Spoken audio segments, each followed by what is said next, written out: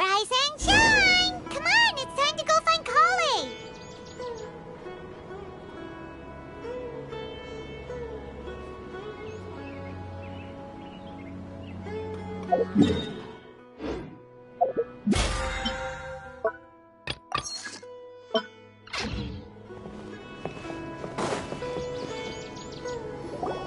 All right, next let's see your right hand.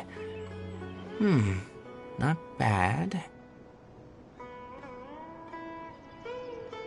But please remember that you still need to be careful, understand? Yes, I will.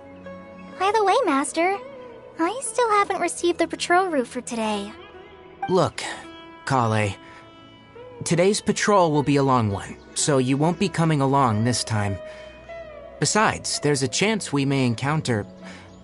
Well, you understand. But I have a vision too! Am I useless to everyone now? Don't talk like that, Kale. This is not something you need to be worrying about right now. Ah, there you are. Feeling any better?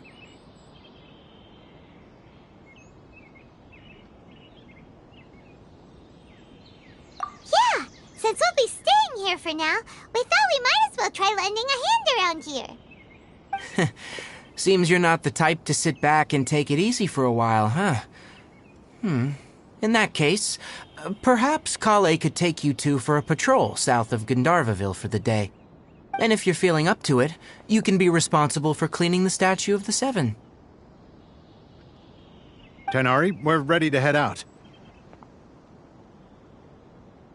Got it! I'll be right there! All right, we'll be heading into the forest now. I'll leave any further details to Kale. Yes, you can count on me. So, Kale, what exactly are we going to be doing today?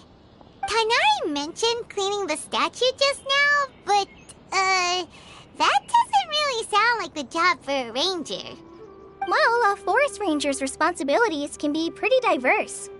They handle a variety of tasks, like checking the condition of outlying roads, maintaining forest facilities, ensuring fire prevention standards are met, and providing assistance to travelers and locals. As for Master, well, he has to handle more dangerous areas of the rainforest. Today we can perform routine checks on the pathway lamps as we make our way to the Statue of the Seven.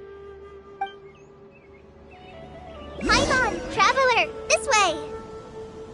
You can leave the task of checking the lamps to me. In the meantime, you two can keep an eye out for anything unusual.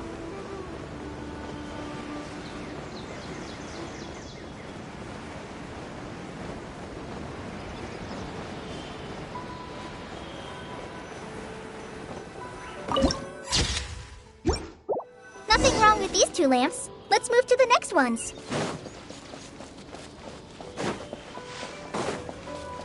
Oh, this lamp seems to be getting a little wobbly. Let me make it... no problems with this lamp. Good.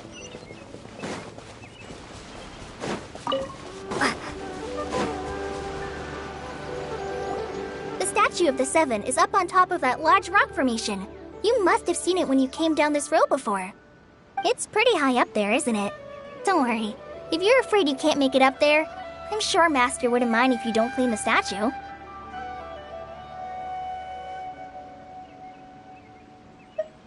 Oh? I guess I'll leave it up to you then. There's not much footing once you reach the statue, so be careful up there. Paimon will fly up with you and help you with those hard-to-reach areas. By the way, Kale, do you know anything about the Dendro Archon? You know, what's she like? That depends. Are you referring to Greater Lord Rukkhadevata or Lesser Lord Kusanali? Huh? Greater Lord Rukkhadevata? Oh, is that the name of the former Dendro Archon? Uh-huh. Greater Lord Rukkhadevata was Sumeru's first Dendro Archon. She created the rainforest as well as the Wall of Samiel around the desert. Her works provided a means of peaceful living for everyone. To the people of Sumeru, she's not only a symbol of wisdom, but also of power and kindness. Unfortunately, she disappeared in a great calamity that occurred a few hundred years ago.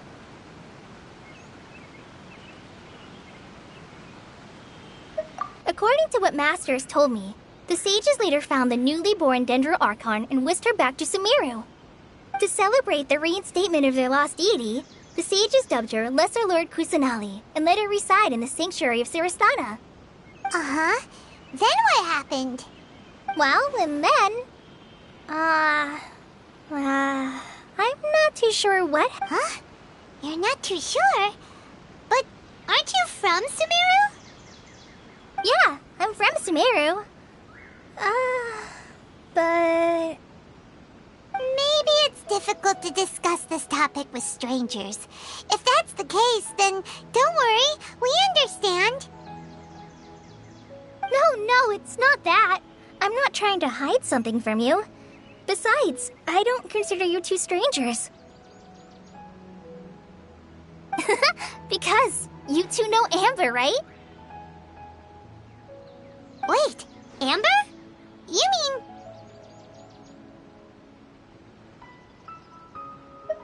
Yes, that's her. I once lived in Mondstadt for a while, and she helped me a lot during that time. You could even say that she helped me become a new person. There's no one like Amber. She lives life to the fullest while always adhering to her strong sense of justice. She's ready to answer the call for action at any moment, but is also very understanding of others. She's like the spark that lights the fire in everyone's heart around her. If you ask me, she's a prime example of a true outrider. She's the first person anyone coming to Mondstadt will meet. You can't help but be enthralled by her charm and enthusiasm, causing you to fall in love with the lands of Mondstadt and...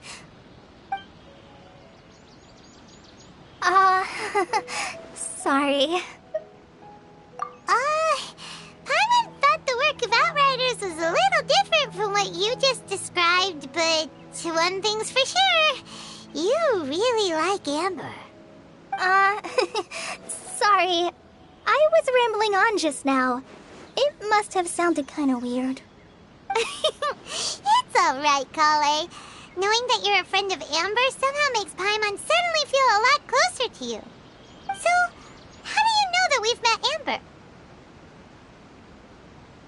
Well, after I returned to Sumeru, Amber and I have stayed in touch by writing each other letters.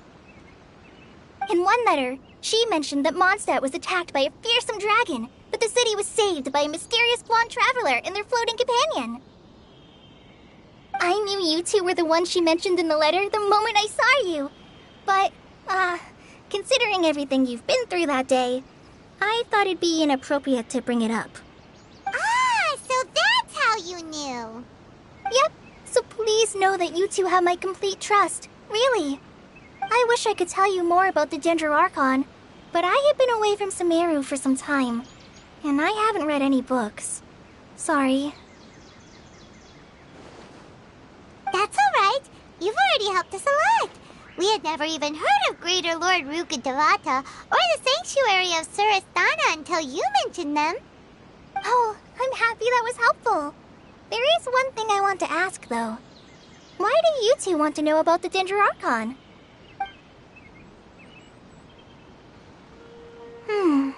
So that's why you're here. Thank you for telling me your story. Don't mention it. We are friends after all, right?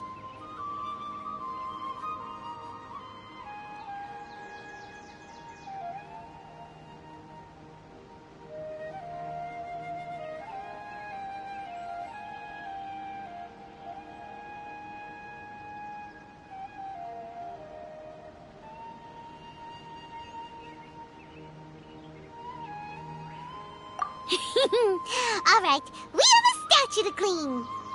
You both have my thanks.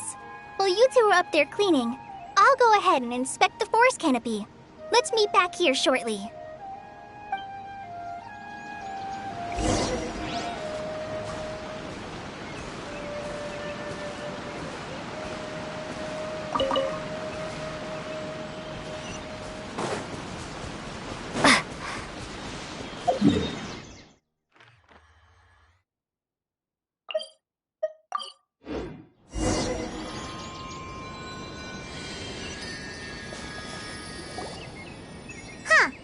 Now that Paimon looks at it, the deity that's carved on the statue is kinda small. Do you think she's supposed to be Greater Lord Rukkhadevata or Lesser Lord Kusanali?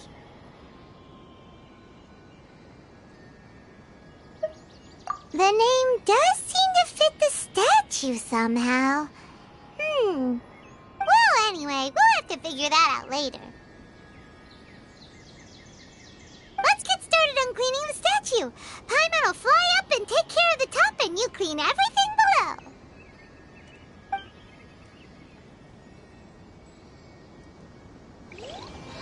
Nice work! That's one clean statue. Let's head down and meet up with Kale.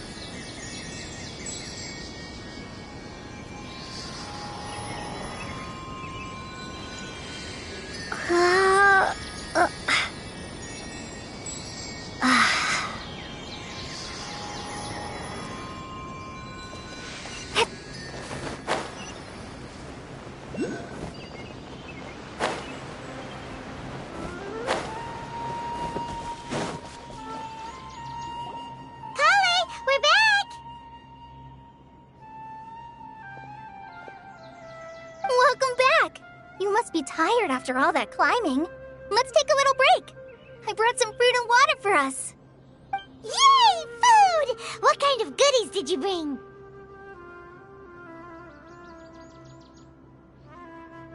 Hey, don't be a party pooper. It's not like Kale is a stranger or anything. Besides, the best way to compliment a chef is to show passion for their food. Xiangling taught Paimon that. I prepared a nice portable dish that forest rangers like to eat called pita pockets. I hope you'll like them. Whoops! Ah, no! You dropped it on the ground! Not to worry. I wrapped a few layers of oiled paper around each pita. They should be fine. Oh, whew. Paimon nearly had a heart attack there.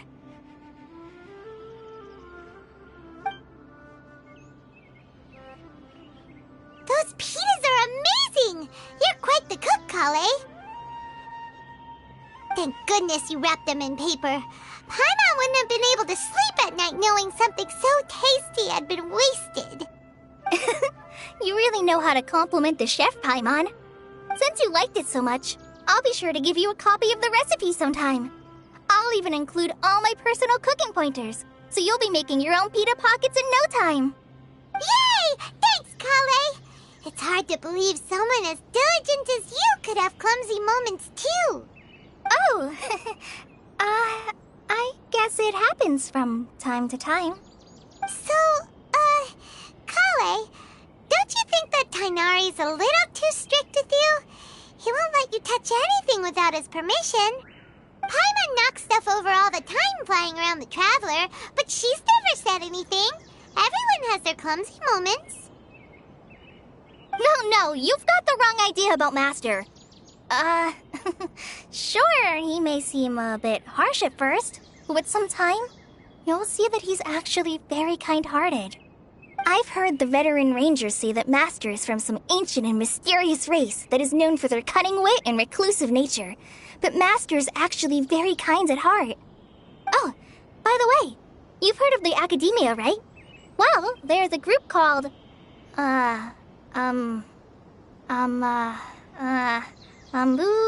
something? Well, anyway, because Master does a lot of research on plants, sages from the Academia have written him many times, inviting him to take up an official position there. But Master declines their offers every time, saying, Sumeru City is too noisy. It'd be bad for my ears.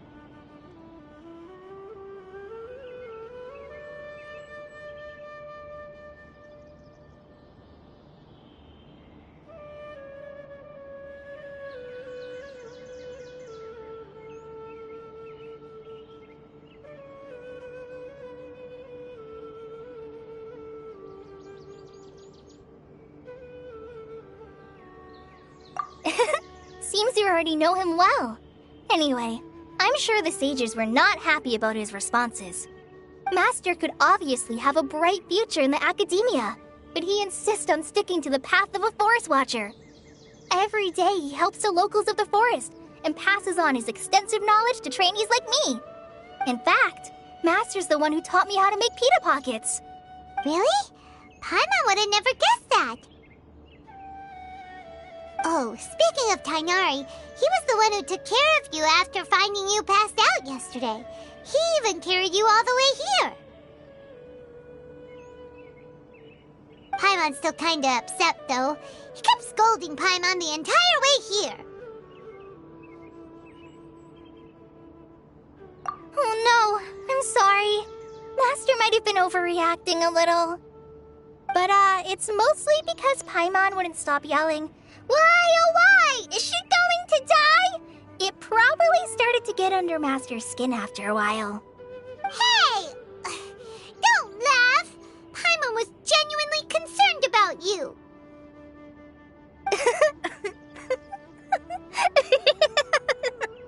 Hey! Now even Kali's starting to laugh. Ugh, that's it! Paimon won't forget this! It's time for some primordial wrath! No! Don't touch me!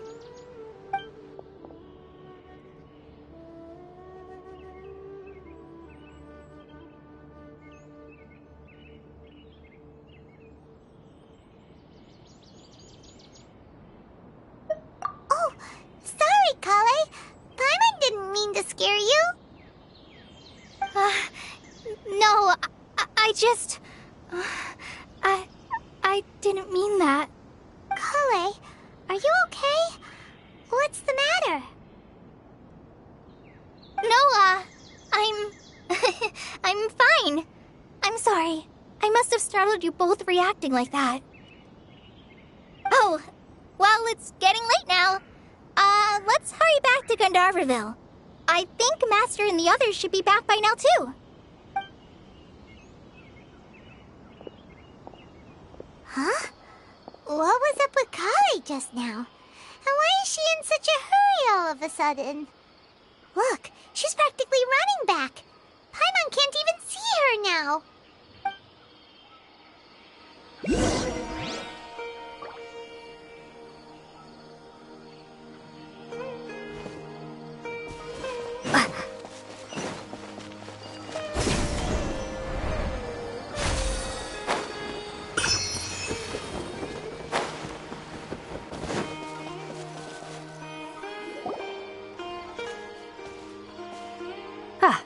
Traveler, you've returned. Yep, we're back. Have you seen Kale by any chance? Oh, Kale? Yes, I saw her go into her room just a moment ago. Oh, okay. Guess we'll just have to wait and talk to her tomorrow then.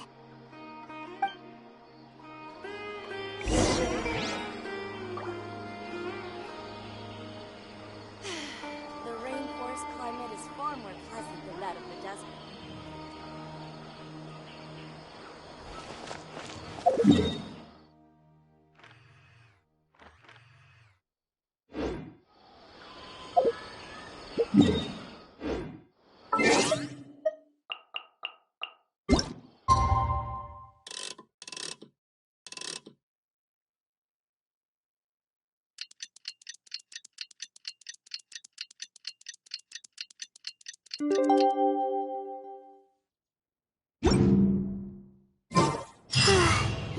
Paimon was thinking all night about what happened with Kale, and still can't figure out what the problem might be. Maybe she's in a better mood now. Let's go check on her. Ah, it's you two. I was just about to go look for you. Huh? Tainari? What are you doing here? Where's Kale? I came to check on Kale's condition. To put it simply, she's not well.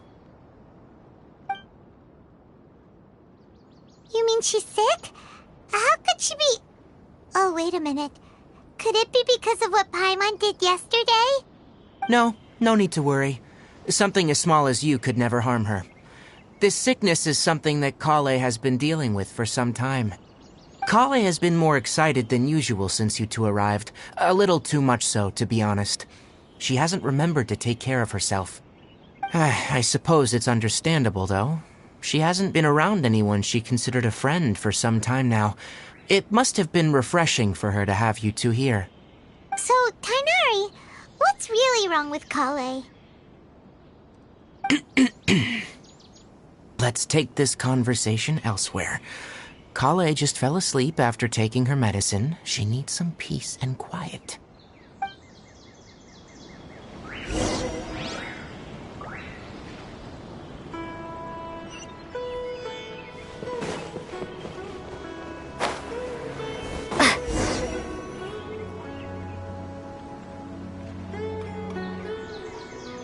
All right, let's continue our conversation here, shall we? To be honest, I hadn't realized you're that honorary knight from Mondstadt until Kale told me just now. I've also heard all about your deeds in Liyue and Inazuma. So just to clarify, what I'm about to tell you about Kale is not because of who you are or your past feats. Instead, I am going to tell you because Kale asked me to. And honestly speaking, I was against Kale revealing her past to you. But she insisted, saying you two treated her with sincerity and as a friend. So now she wishes to reciprocate the gesture. So, Tainari, what exactly is wrong with Kale? You said this is something she's been dealing with for some time. Just how serious is it? Right. Ever since she was a child, she's been afflicted with a disease called Elazar. Elazar? Yes. It's a disease unique to the lands of Sumeru. It is characterized by dark and hardened scales that form on the body. At first, the afflicted may only feel mild numbness on affected areas of the skin. However, as the disease progresses, one may begin feeling fatigued and even experience peripheral paresthesia. In its final stages, the disease strips a person of the ability to control their own body, and they effectively become completely immobile. That sounds terrifying. Wait, hold on. So when Kale seemed to be acting a little clumsy earlier, it was because... Correct. That would be the effects of Elazar, which is precisely why I do not want her carrying or holding anything, lest she ends up hurting herself.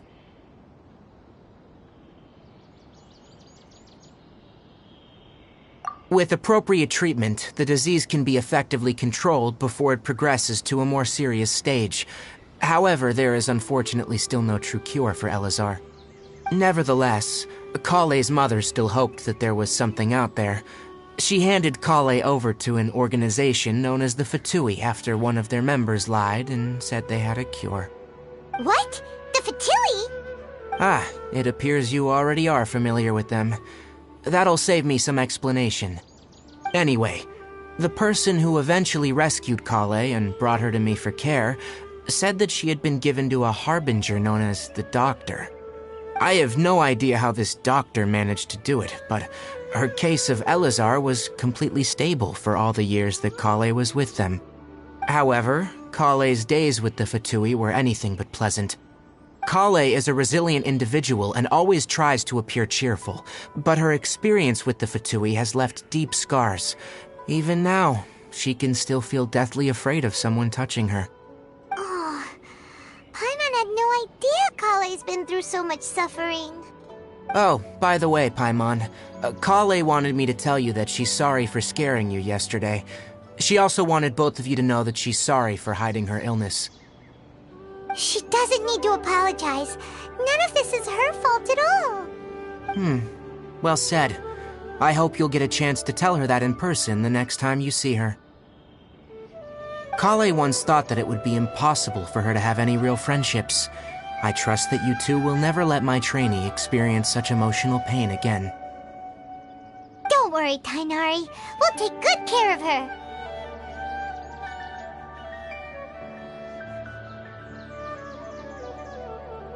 Well, it's not too serious at this point.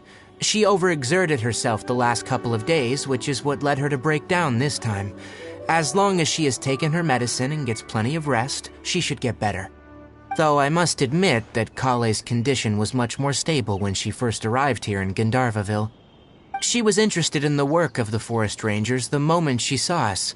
I could see that she was serious about learning, so I felt compelled to ask her to join us. Her stamina has gotten much worse recently. Though a moderate amount of physical exercise is always necessary, I'm afraid the long-distance patrols are a little too much for her now. Alright, now that I've told you about Kale's past, I think I'll head into the rainforest to find some ingredients needed for her medicine. I'll see you two later.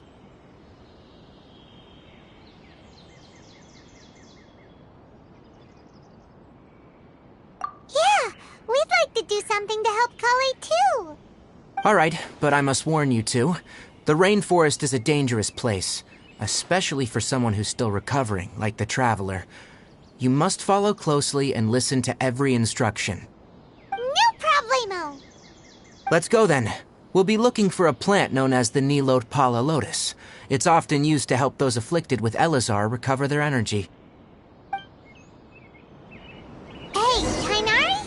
Where exactly are we going to find this plant? Nilot Pala Lotuses can be found all over the rainforest, but it often grows right here around Gandharvaville.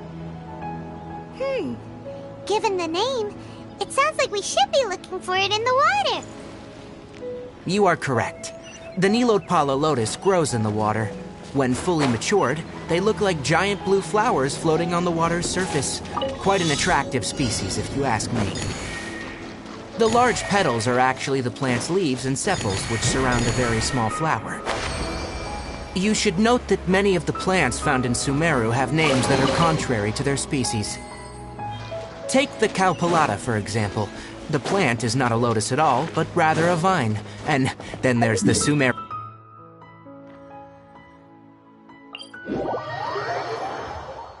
Oh, okay then. Note to Paimon, never bring up the topic of flowers with Tainari.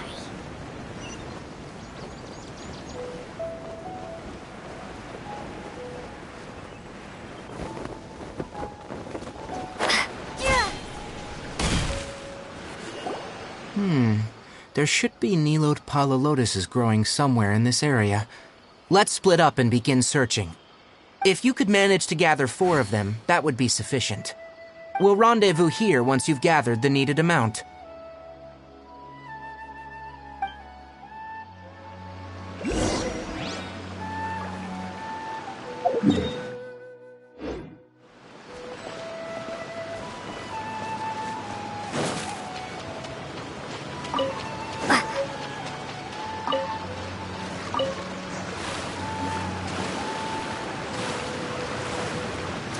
Alright, we've gathered enough Nilot Pala Lotuses. Let's head back to meet Tainari.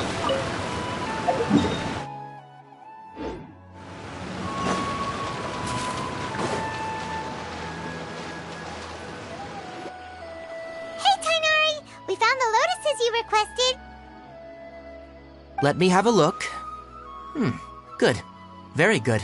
These are all excellent quality. I'm glad you two came along. Your exploration experience helped save me a lot of time here. It seems we even have enough time to stock up on other things I need. Hey, Tainari!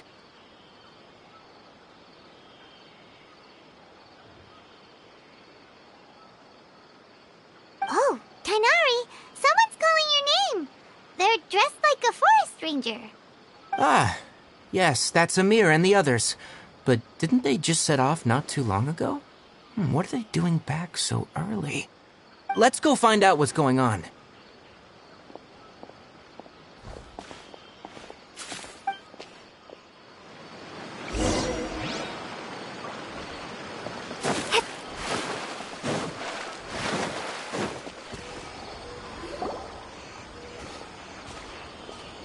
Tainari, thank goodness we found you here. We were just about to head back and find you at Gandharvaville. What's going on? We just discovered a withering zone. The withering is back? But the patrol route you were on should have been already cleared just a week ago. It reappeared so quickly. Can you tell me the exact location? It's up ahead, deep in the river valley. It's appeared in a spot that blocks nearly the entire narrow part of the valley area, so we decided to come find you as quickly as possible. And the radius of the contamination? Sorry, I couldn't get a clear enough view to tell. No one in our patrol team had a vision, and it appeared to still be spreading, so we didn't risk getting any closer. Okay, I understand. You made the right decision. I'll go deal with it right away. In the meantime, please guide these two back to Gandharvaville. Wait, Kainari, why don't you let us help you? You two have only just arrived in Sumeru. You're still unfamiliar with many things in these lands. There's a unique type of anomaly that occurs in the Sumeru rainforest. It's called the Withering. The affected areas not only cause nearby vegetation to wither, but it's also lethal to wildlife and even people. If you don't carry a vision, then you should think twice before approaching such places. Yes, Amir is absolutely right. I wasn't kidding when I said the rainforest is a dangerous place. As Amir said, only someone with a vision, that is, the power to manipulate elements, will be able to resist the withering's corrosive effects for a time. That's right. If any of the forest rangers without a vision come across a withering zone, we first make a record of the location and then have a ranger with the proper abilities deal with it, like Tainari here. Only someone with a vision can venture within a withering zone and find a way to deal with it.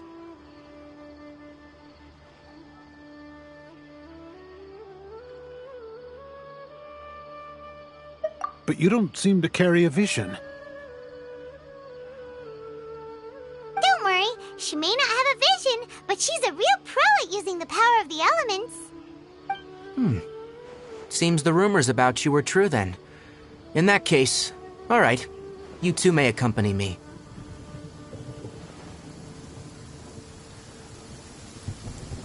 We typically only teach visitors how to identify the withering as they're about to leave Gandharvaville. We'll make an exception today and show you what it looks like up close.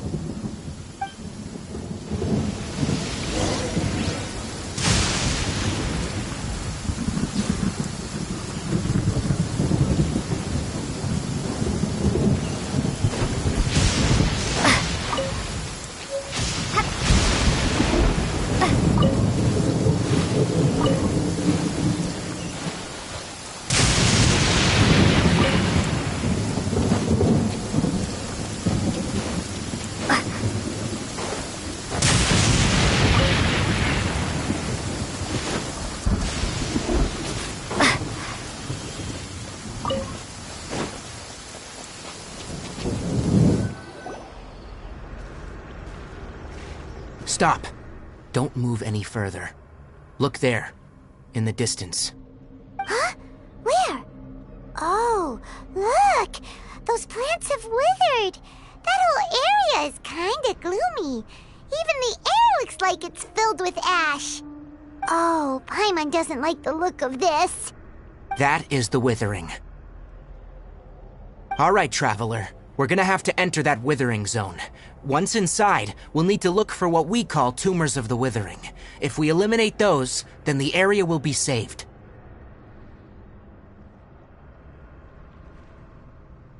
Thank you.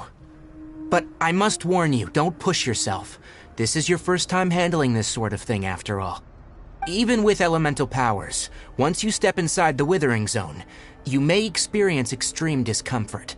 If at any point it becomes too much, return outside the zone and take a breather.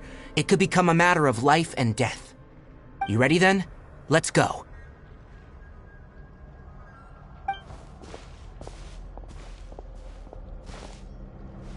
First, we must locate any branches sustaining the withering zone.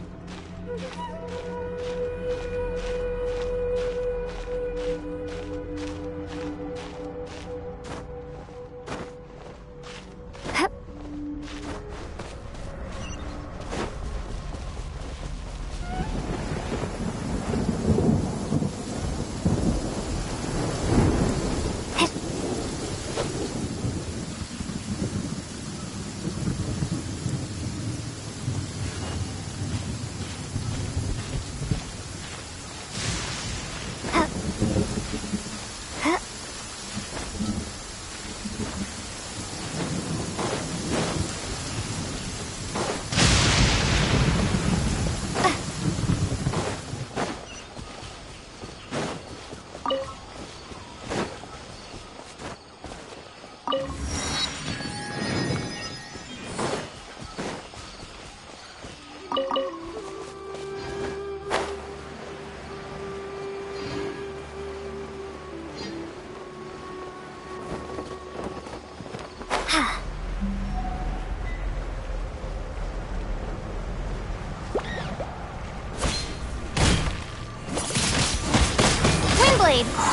Yeah!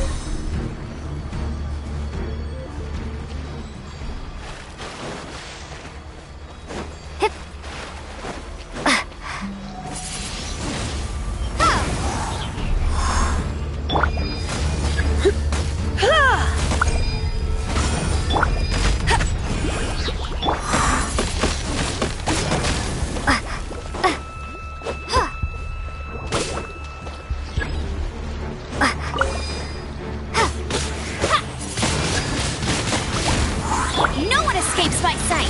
Get it! Be gone!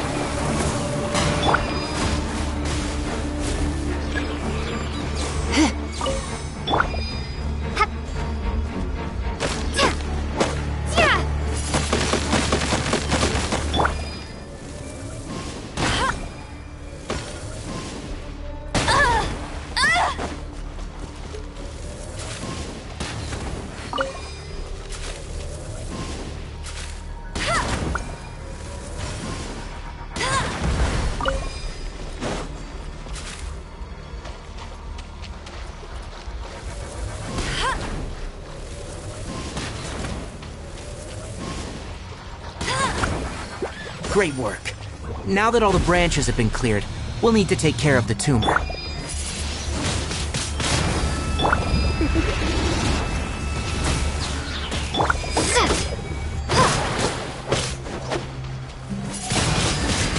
Windblade!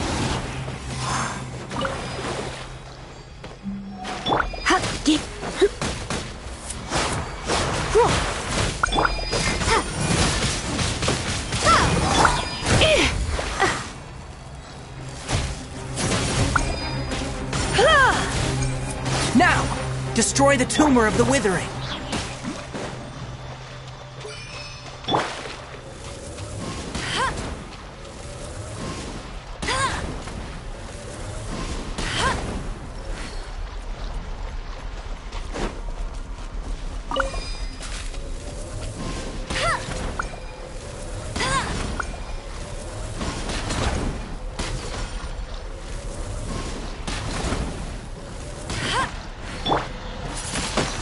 Windblade!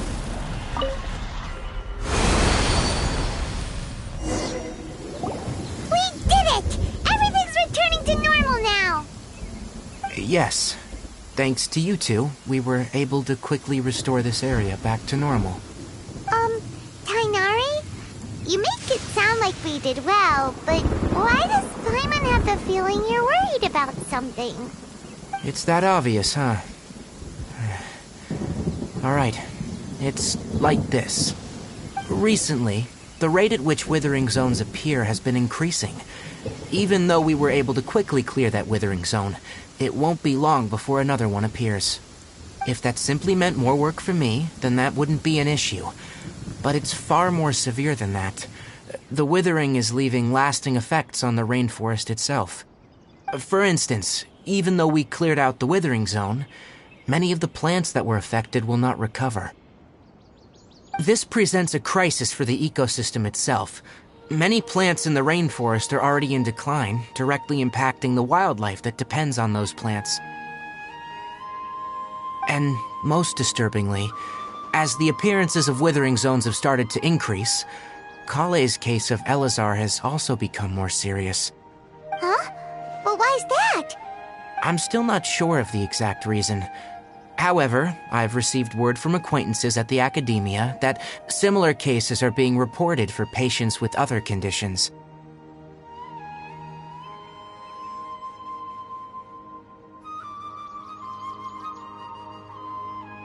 No, none that we know of. The withering has been recorded in Sumeru for millennia. It's said that it originates from the depths of the world. Oh, by the way, have you heard of Irminsul before?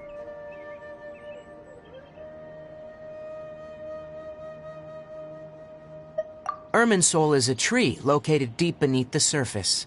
Although it isn't like any tree we know in a biological sense, you can basically think of it as a large tree that grows downwards rather than upwards. I'm sure you've heard of ley lines, right? They're like the roots of Irminsul, spreading and extending from a massive cavern deep underground all the way up to the surface.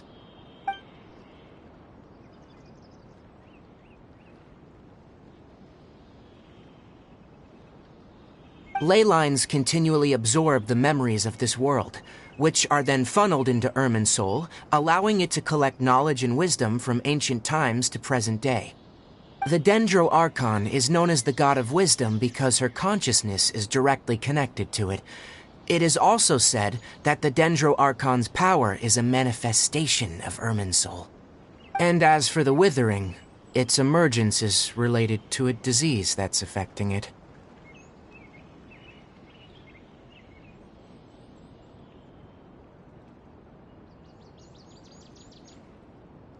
That's right. My ancestors learned of this from Greater Lord Rukkhadevata's familiars a long time ago, but even those mysterious creatures did not know of a cure for Irminsul. I'm afraid we Rangers will be battling the withering zones here for a long time, until a cure is found. Alright, that's enough on this topic for the time being. Now that we've taken care of things here, it's time for us to head back to Gandharvaville.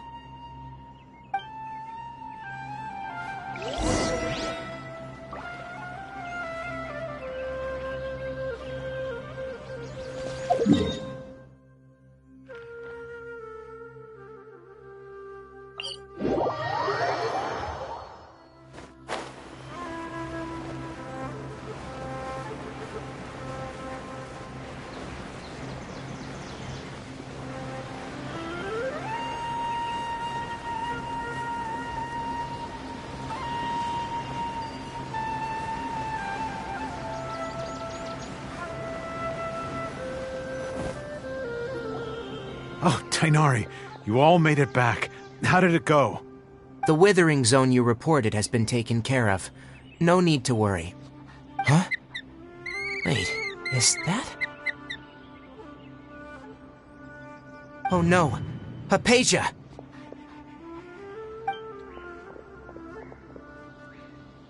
Huh? What's wrong, Tighnari? This Duskbird is Hypatia's designated courier for urgent news.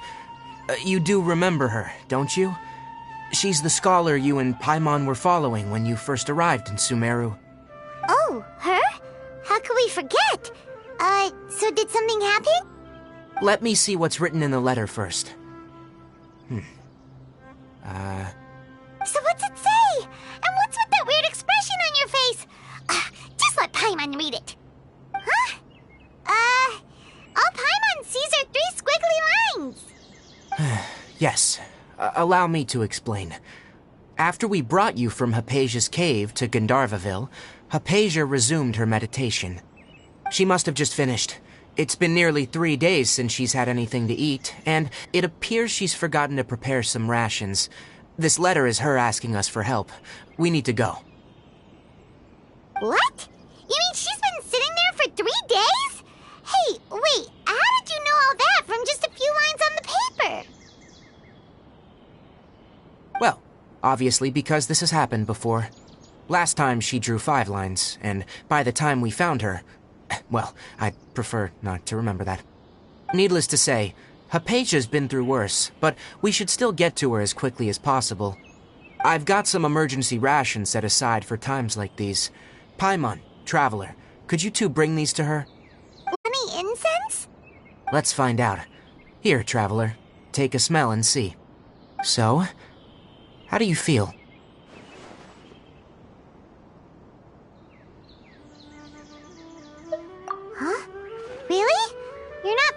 even a...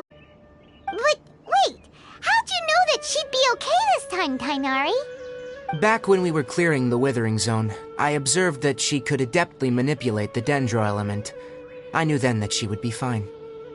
And if I may ask, when I was telling you two about Irminsul's ley lines, was what I described similar at all to what you saw when you were unconscious?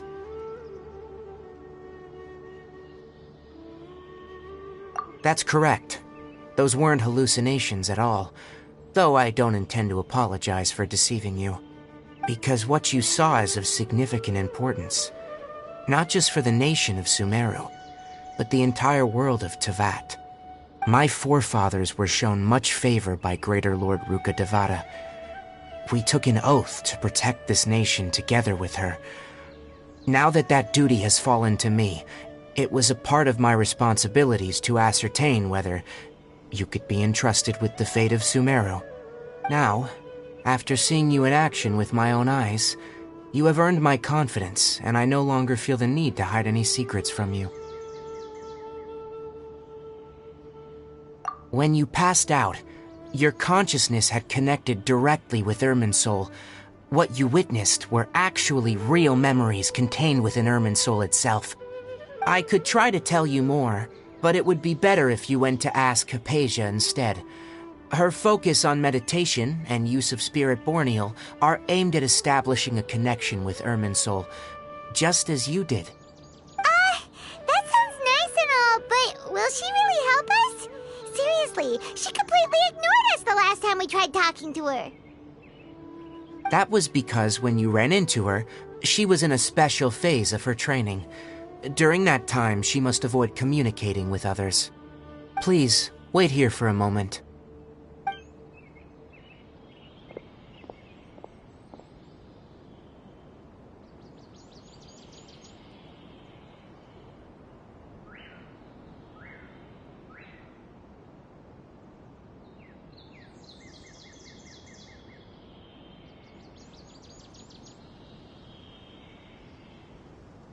Here, take these.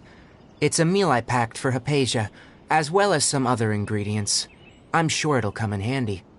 Also, here's a letter that I would like you to give to her. Just show it to her, and she'll answer any questions you may have.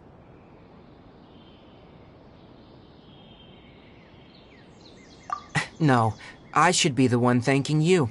You've both been a great help these last few days.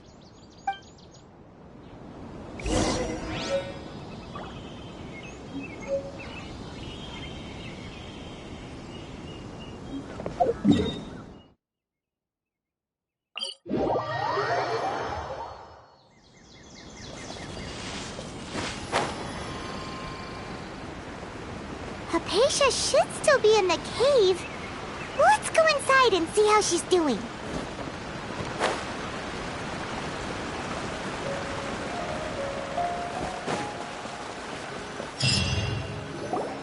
Hello?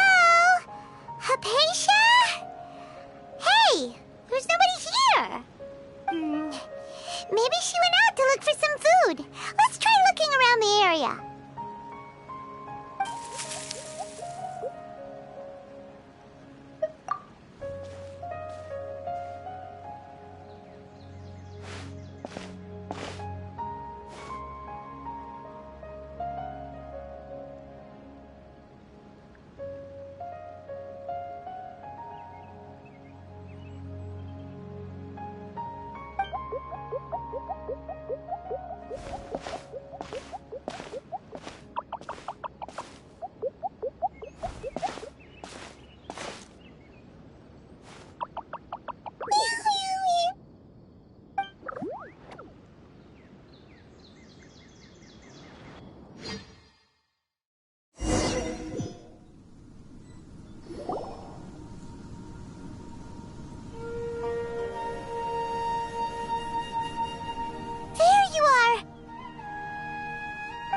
Hypatia, are you alright? So hungry. Need water. There's no way we can get her to eat in her current condition. Let's try finding some water first. Huh? Wait, why does it look super foggy outside all of a sudden? Anyway, let's go look around.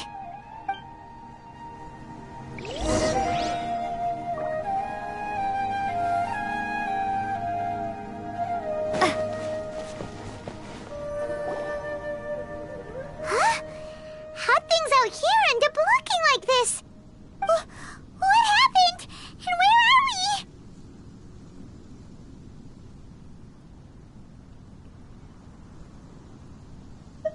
Really? Oh, maybe you're right. Let's go investigate the area.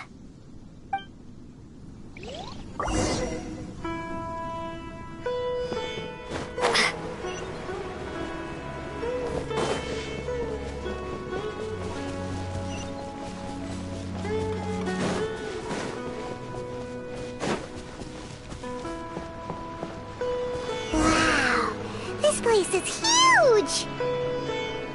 I knew there's something off about that cave. Let's think of a way to get over there and have a closer look. Who knows? Maybe we'll find a lead of some kind. Try not to enjoy.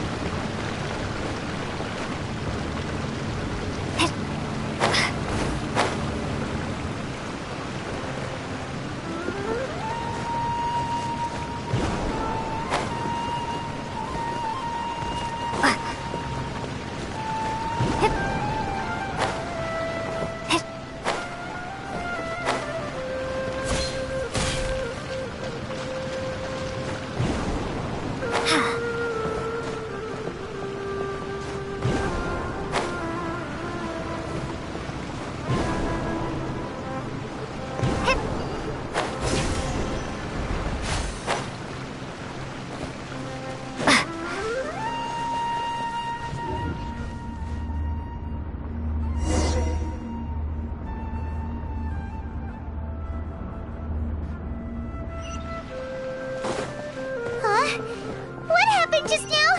Why'd everything around us suddenly change?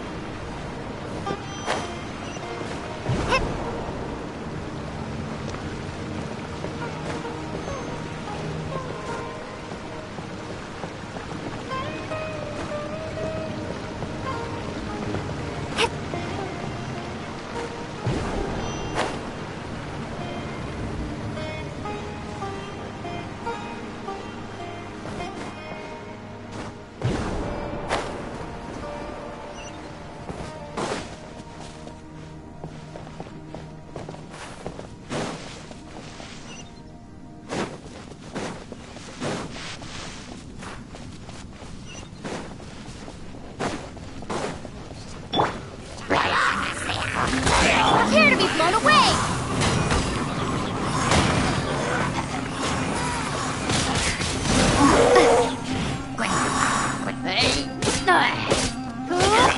Let it rain! Go, go! You're in for a little shock. You've been a naughty boy. Be gone! Not so hard!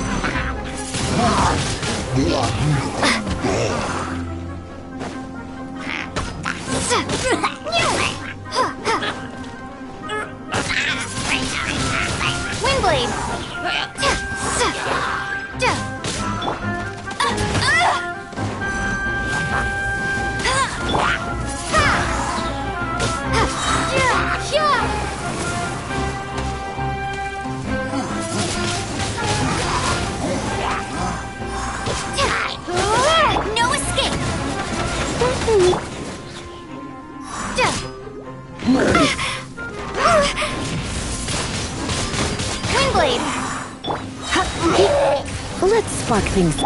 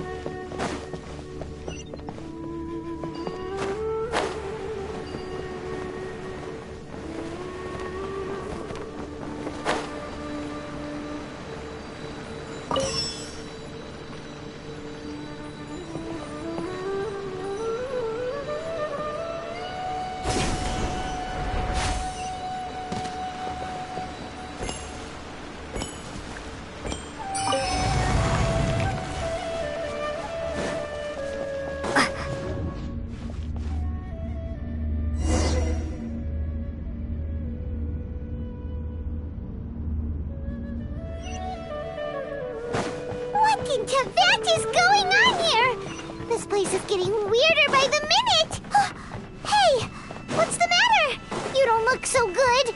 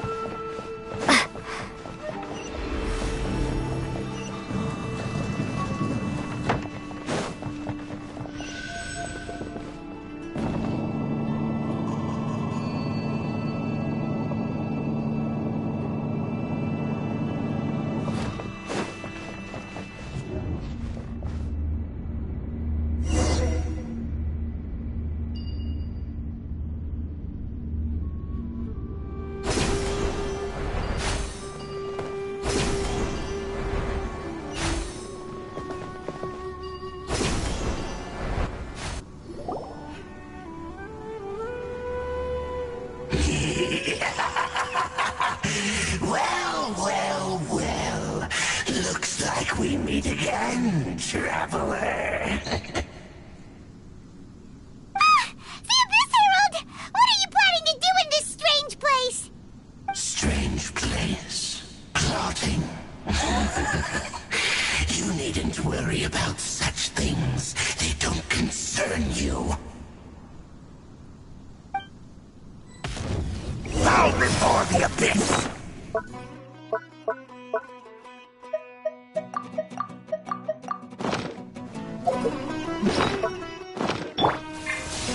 Not so hard!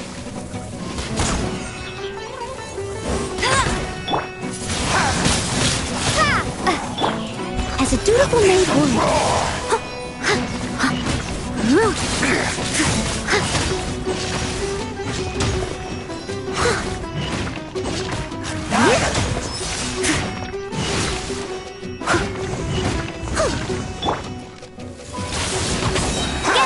Let it rain! Decimate!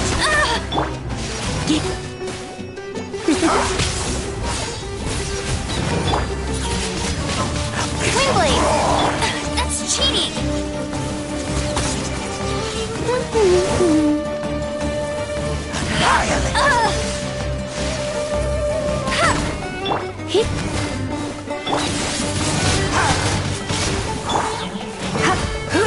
No escape! Prepare to be blown away! You're in for a little shock. Get him!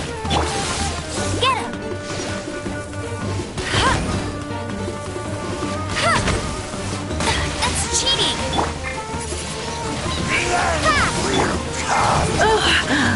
My. Steady as stone. The end is nigh. Windblade! Huh? Why can't we beat this guy? Oh, Paimon doesn't get it! We faced others like him before! What's wrong this time? Traveler, though you may have managed to avert countless crises before, your good fortune was bound to end sooner or later. It's time you realize how weak and powerless you really are.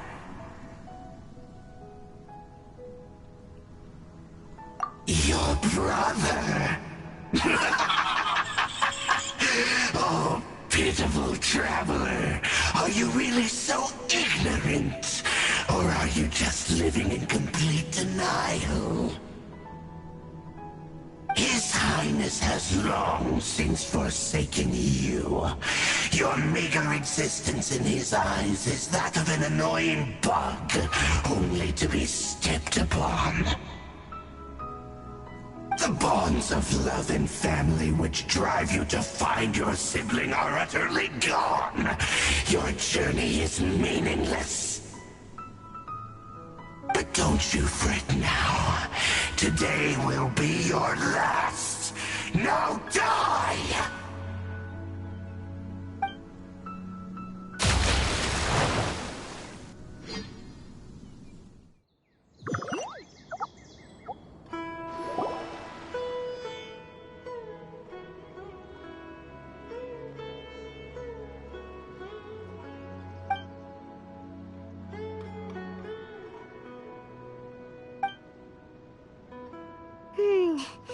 What do we do? We haven't seen Hypatia anywhere out here. Oh, there she is! Quick, let's see how she's doing. So sweet. Well, the good news is that she's still conscious. Oh, guess that makes sense. She does look kind of rough at the moment. Anyways, we can talk about this later. We better make sure she's alright first.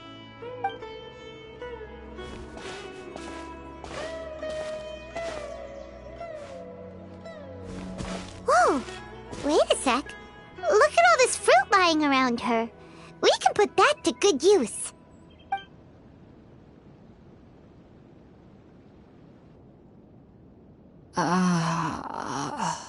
Who is there? Tainari, is that you?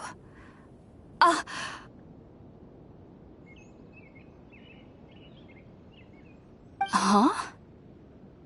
It's okay. You can relax, Hypatia. Tighnari sent us here to bring you some food and water.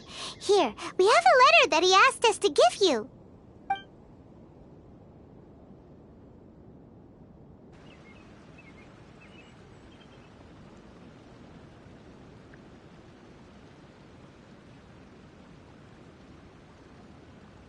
I see. So, you're friends of Tighnari. I apologize for all the trouble I've caused you. I'm grateful that you came so quickly to save me. You even brought all this fruit. Well, actually, we didn't bring the fruit. It was already here when we arrived. We were kind of wondering about that, actually. When we found you here, there was all this fruit lying around and even some juice dripping from your lips. How did you end up like this anyway? Oh, really? I seem to understand now. All the fruit was likely from my, neighbor. Must have come by and saw me like this. Your neighbor? You mean there's someone else living nearby?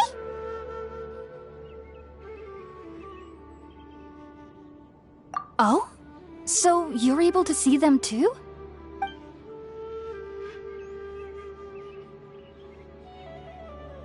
Wait, hold on a second, Traveler.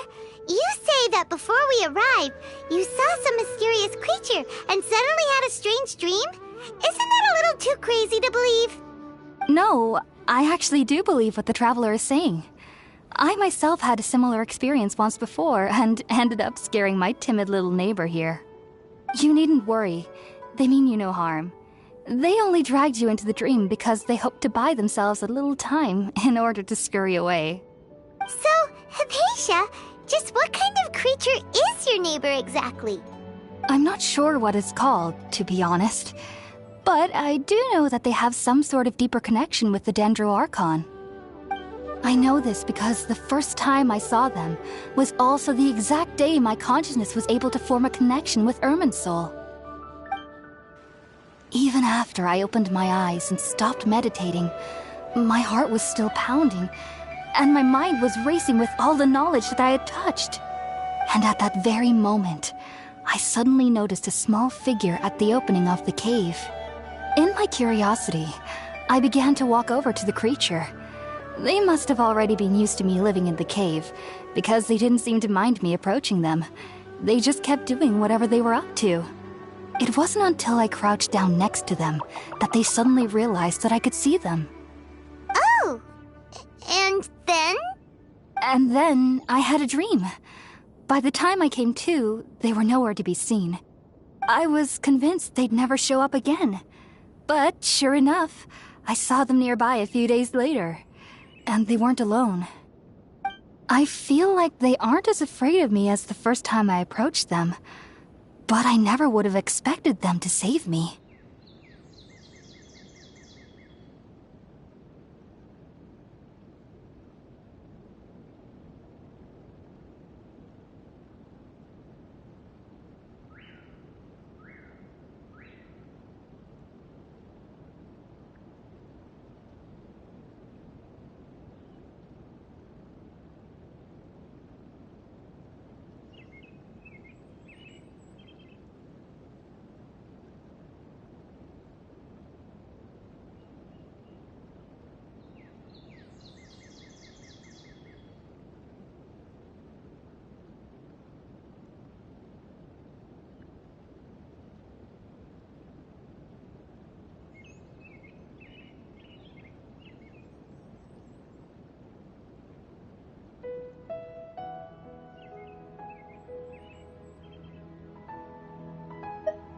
Yes, no doubt about that. By the way, Tighnari mentioned in his letter that you had questions for me regarding Irminsul.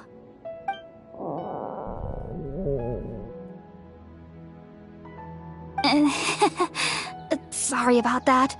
Sounds like just drinking juice still isn't quite enough for my stomach. Well, if somebody hadn't dropped the food earlier... Anyway, looks like we'll need to prepare something ourselves. Besides, Paimon's getting hungry too. Let's eat first and talk about Irminsul later. traveler. Today's menu will feature sweet madame and a radish veggie soup.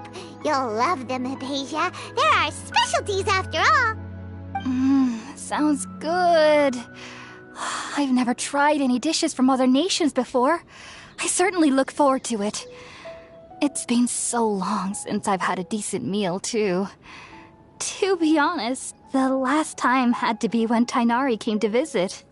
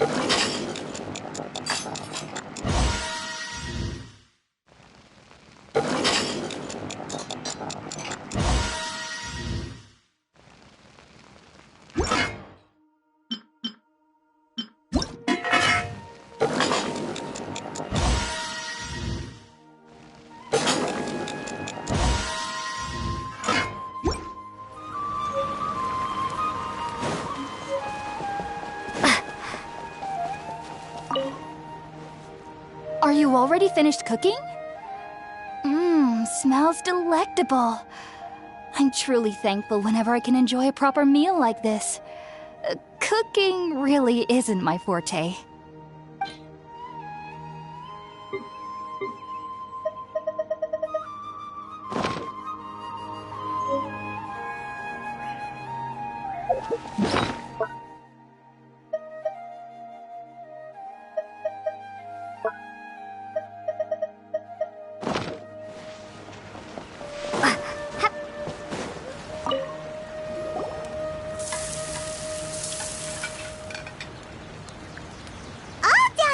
Let's use the empty box that Tainari gave us since we already washed it. Oh, it smells amazing. And the box is a nice touch, too. Let's go serve this up and start eating with Hypatia.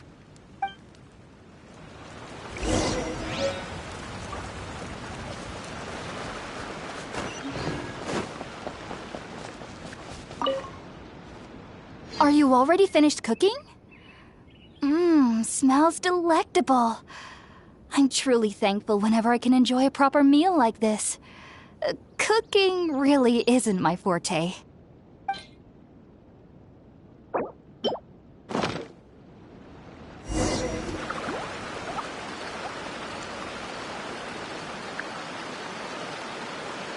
Even though everything you mentioned was in Tainari's letter, it's still hard to believe you were able to connect with Irminsul immediately after smelling Spirit-born eel for the first time. It took me nearly 3 years before I could do so. And everyone at the academia even lauded me as a genius. You should know that some researchers spent their entire lives without ever successfully connecting with Irminsul as you have. So why does this incense allow people to connect to Irminsul? The ingredients used to make Spirit-born eel primarily consist of plants created by Greater Lord Rukkhadevata. These special ingredients are conducive to heightening our senses to the Dendro Archon's power. Since the root of the Dendro Archon's power lies within Irminsul, we can occasionally tap into her powers to peer into the depths of the earth.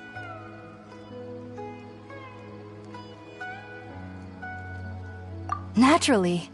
Anyone who can establish a connection with Irminsul in their first ever attempt must be a person of great understanding. Makes sense.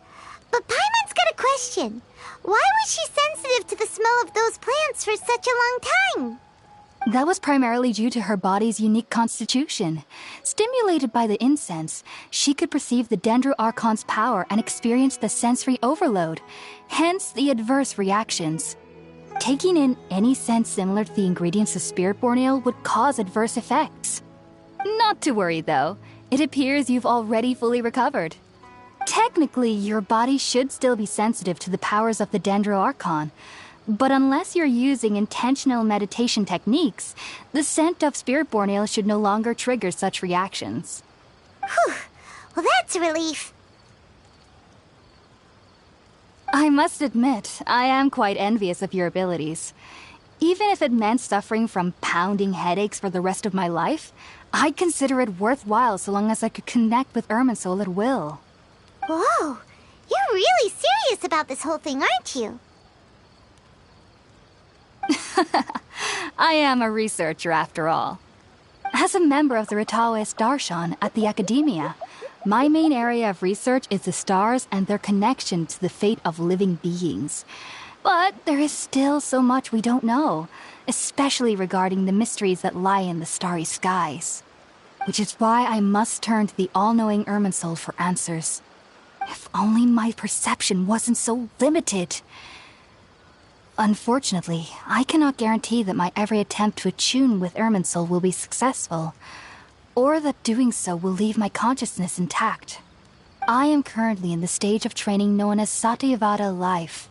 Many researchers in Sumeru have lost their minds while seeking to attune with Irminsul during this stage.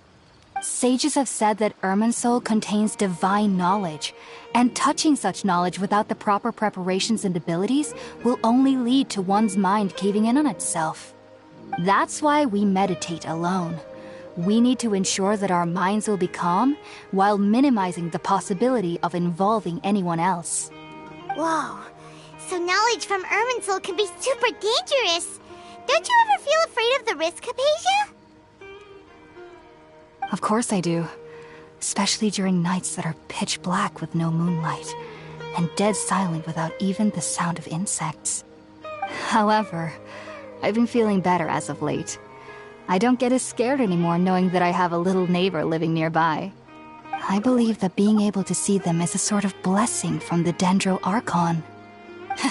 But what's strangest of all is that they're clearly an envoy of the God of Wisdom herself, and they have the curious power to make people dream. What's so strange about that? It doesn't sound so out of place for a divine being, does it? Well, it's strange because nearly nobody in Sumeru can ever dream. Huh. Is that true? Yes, well, to an extent. Only children can dream in Sumeru. Adults, however, never do. The sages say that wisdom implies rationality, but that which occurs in dreams is often neither rational nor logical.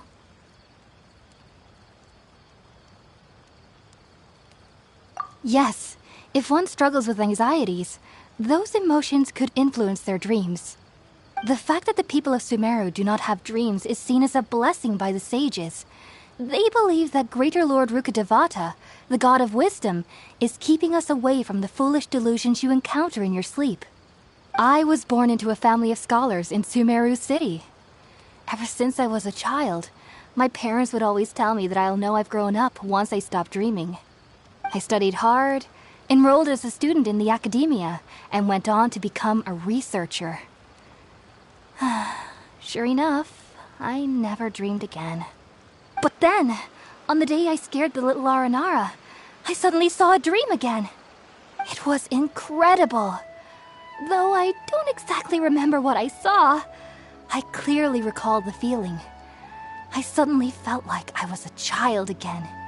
Back then, I was foolish and ignorant as any youth would be, but I was free of fear. Maybe dreaming isn't as bad as we've made it out to be. Just be sure not to speak of this if you travel to Sumeru City. They'll look at you as if you've lost your mind. So, do you have any thoughts about the things she saw when she connected with Irminsul? Sorry. I'm afraid I don't have any answers as of now. All I can say is that what you saw is a memory contained within Irminsul itself.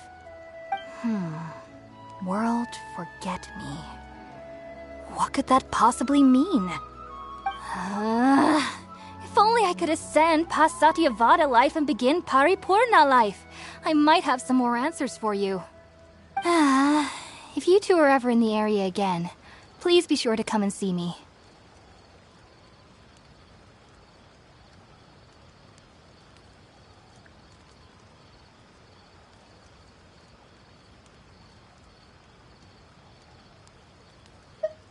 There's no need to be thanking me. You two are my saviors. Besides, I'm already looking forward to tasting some more of your cooking. Now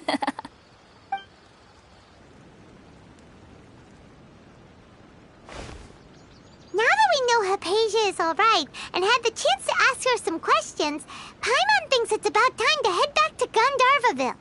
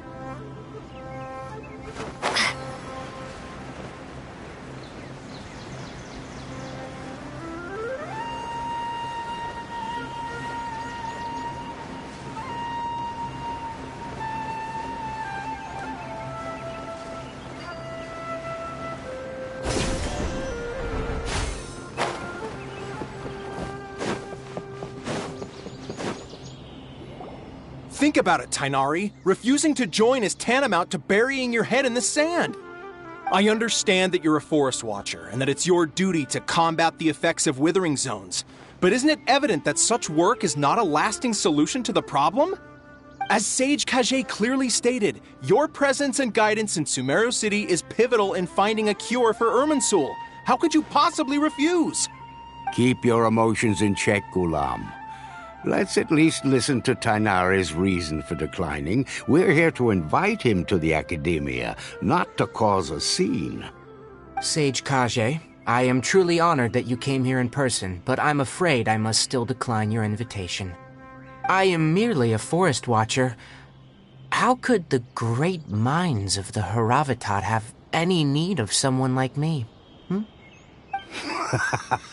Well, it turns out that your refusal letter had some implications on your master's reputation.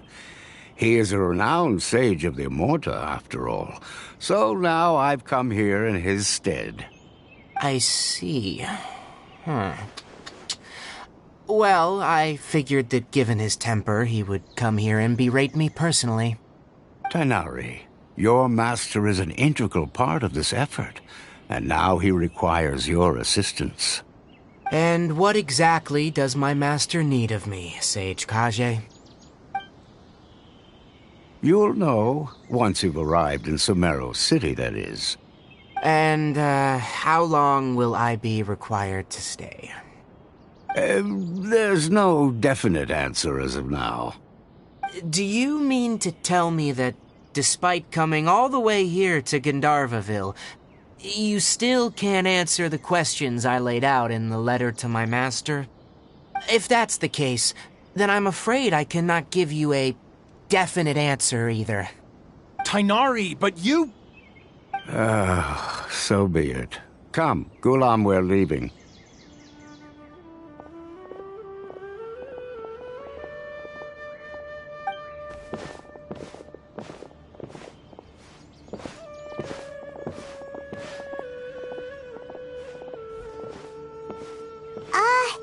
Tainari, what was that all about? It's nothing.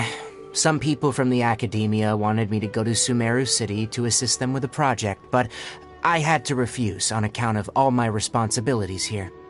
But all that can wait. How did things go with Hypatia? It was quite the eventful trip, but the main thing is that she's safe and sound. She answered a bunch of questions for us, too. Very good. Now that the traveler has made a full recovery, there shouldn't be any reason for you to tarry here longer. I assume you will be heading to Sumeru City, correct? That's right! We want to meet Lesser Lord Kusanali and ask her for advice. Do you have any idea on how we can find her? Sorry, I'm afraid I don't have any advice for you there.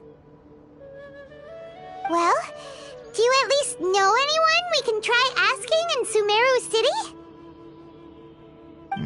Let me think. My trips to Sumeru City have been fairly short, and most of my acquaintances are researchers. Oh, how about this? I'll write you a letter of introduction that you can give to a researcher I know. He's from the Amorta Darshan and is adept at gathering information.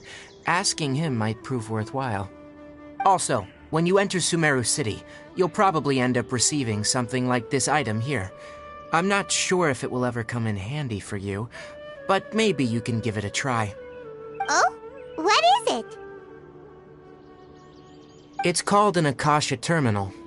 It's a tool produced by the Academia that utilizes the legacy of Greater Lord Rukkhadevata. Some say that this item is the very basis of Sumeru's reputation as the City of Wisdom. Needless to say, this device and its usage fall under the Academia's expertise, so I'll leave it to them to show you how to use it. Great! Next up, Sumeru City! But wait, before that... That's right! Tainari, we have something important to say to Kale before we leave. Is she doing better now? Yes, she's doing much better. After being confined to her bed all this time, I thought a little walk would do her some good. Last I saw her, she was taking the path towards the North Crossing. She knew you two would be leaving soon, so she must have wanted to see you off. Thanks, Tainari. All right, let's go! Farewell, and good luck to you both.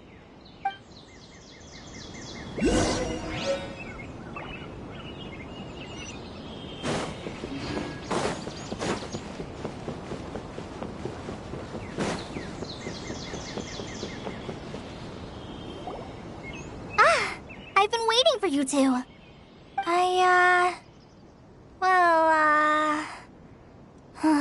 Never mind. I guess I should just wish you two a safe and successful journey. Thanks for waiting here just to see us off, Kale. We're headed to Sumeru City. Don't worry about me. I can take care of myself. My condition won't be getting in the way of my duties. I want to be a forest ranger after all. It's up to me and the others to protect the rainforest here. And, I'm sorry. I should have told you both about my condition when we first met. I just wanted you two to treat me as a normal friend, not some girl that needs your sympathy. But I guess now I understand that the most important thing is for friends to be genuine with one another. There's no need to apologize, Kale. We should be thanking you for trusting us enough to be your friends and sharing your past with us. We're probably still gonna worry about your condition, but that's because we're friends and we care about you. Thank you. That means a lot. Before you leave, I have something for you. Oh? What is it? It's my recipe for pita pockets. I told you that I'd give you a copy, remember? My handwriting is a little, messy, so please don't laugh. Yay! Thanks, Kale. Now we can eat those scrumptious little pitas whenever and wherever we like. I hope that whenever you eat them, you'll both remember your time here in Gandharvaville. Well then, I, trainee Forest Ranger Kale, bid you both farewell. Please visit Gandharvaville again. The Rangers will always be ready to assist you here.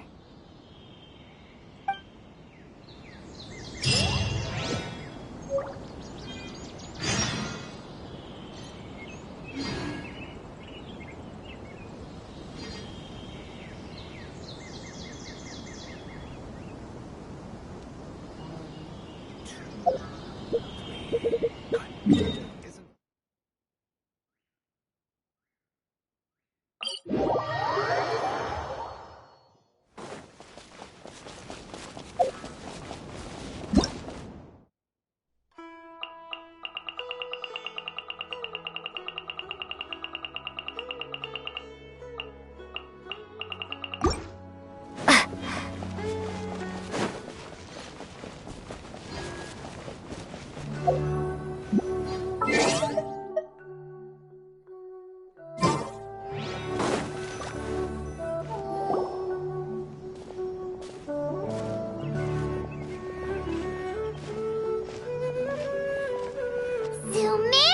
City!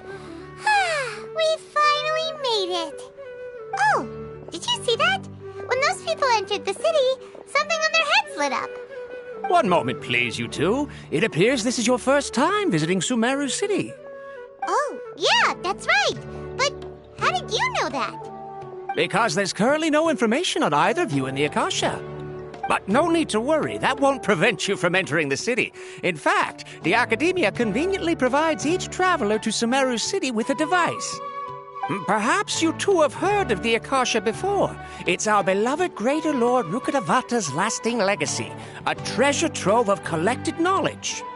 After centuries of tireless research on the Akasha, the Academia created one of its most ingenious inventions, the Akasha Terminal. As long as you are within Sumeru's borders, you may use an Akasha terminal to connect directly to the Akasha and access any knowledge you need. I should mention that due to technical limitations, the operation of Akasha terminals will be much smoother and more effective in large cities such as Sumeru City and Port Ormos. Oh, so this is the thing that Tainari was telling us about. It sounds pretty amazing. You two are quite fortunate. Until recently, it was standard practice to only issue Akasha terminals to outlanders who spent an extended amount of time in Sumeru. However, this policy was recently changed, and now all travelers are issued one upon arrival. Here are your Akasha terminals. Please handle them with care. It kinda looks like a leaf. To activate it, simply hold it in your hand and say the following phrase to yourself. May the mighty God bless us with their voice of wisdom. Oh, says this little doodad lets you access knowledge. Maybe we can use it to find a way to meet Lesser Lord Kusanali. Let's give it a try. May the mighty God bless us with their voice of wisdom.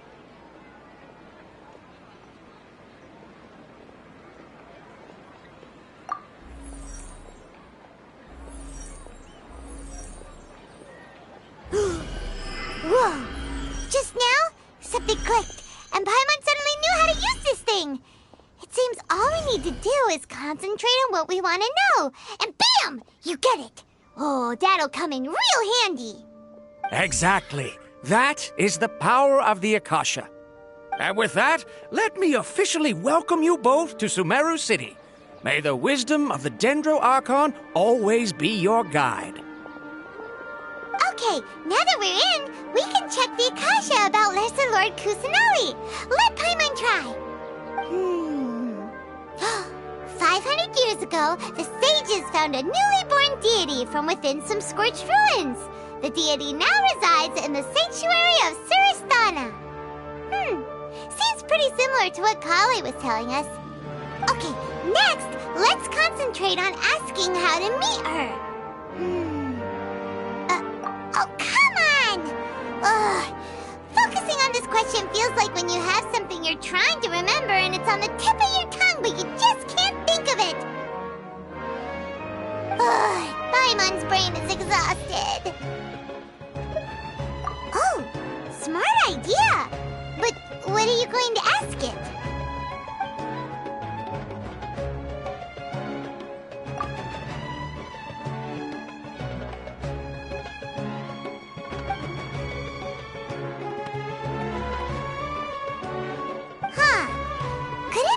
Because we're Outlanders and we've only just arrived in Sumeru? You know, maybe we're not qualified to receive an answer to this sort of question or something.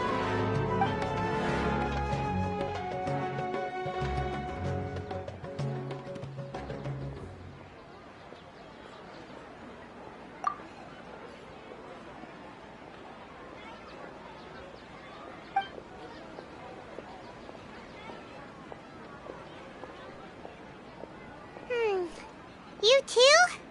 Well, glad it's not just Paimon.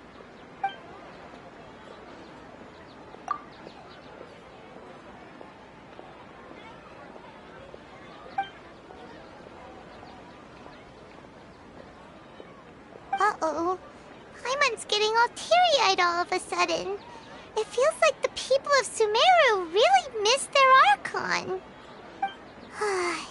Well, seems no matter which way we try, we can't find anything that'll lead us to Lesser Lord Kusanali. Guess our only choice now is to try meeting with the researcher that Tainari recommended.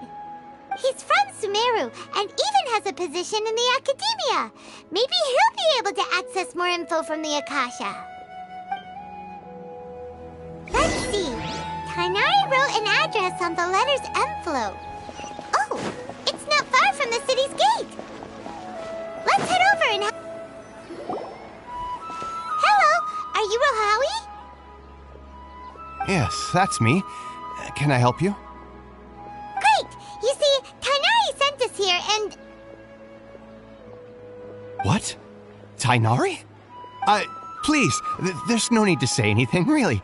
Sure, I admit that the article I published last month wasn't my best work, and maybe the data didn't produce the most convincing results, but...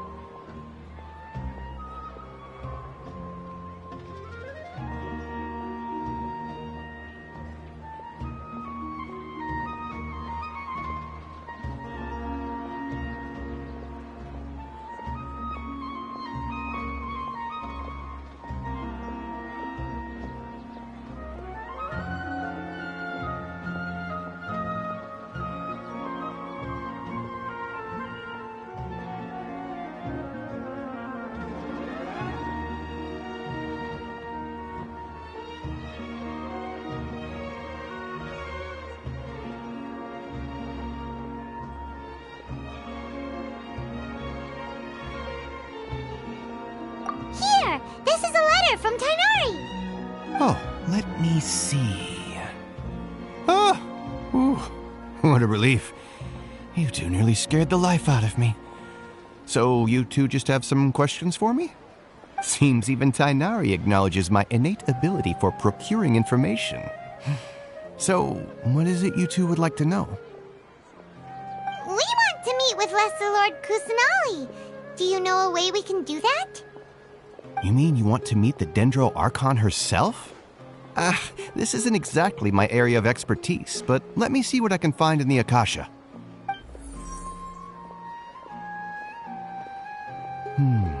Sorry, the Akasha didn't respond to my query. What? You too? But what about your abilities for getting information and all that? Paimon was sure you'd be able to access more info than we did. Well, as I said, this isn't my area of expertise. I am but a lowly researcher, so the Akasha doesn't see a need for me to know more about the Dendro Archon. All I know is that ever since Lesser Lord Kusanali returned to Sumeru, she's never left the Sanctuary of Sorasthana or made a public appearance. Huh. Didn't expect her to be such a mysterious figure. The Dendro Archon is somewhat of a recluse. Perhaps she just doesn't want to entertain visitors, which would explain the lack of information in the Akasha. But then what can we do? No need to worry just yet. I'm only hypothesizing here. You could certainly try asking around and see if anyone else has ideas. And besides, you two should consider the bright side of things. Not being able to see Lesser Lord Kusanali may not be a bad thing. In this world, there will always be information you cannot obtain from the Akasha and things you can never accomplish. Knowing when to yield is a form of wisdom. Take me, for example. It's a miracle if my brain cells can spit out one paper every 3 years. But Tainari? That guy can publish 3 papers in just a single year. Okay. Thanks for your advice. don't mention it. If you two ever want information about things like who's been promoted within the academia or relations between the 6 great sages, come find me.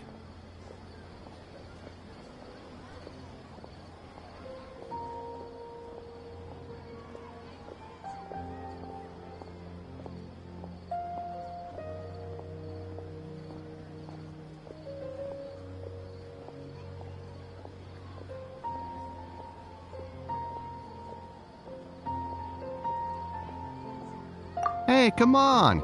This is a survival skill at the Academia. Oh, Paimon's expectations were pretty low, but this is so low it's like digging holes in the dirt. So what do we do now?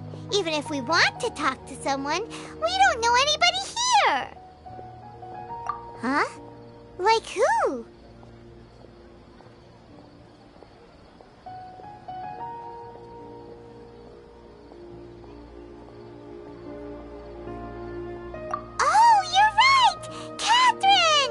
Adventurers Guild has its own intel network. Let's hurry and find her.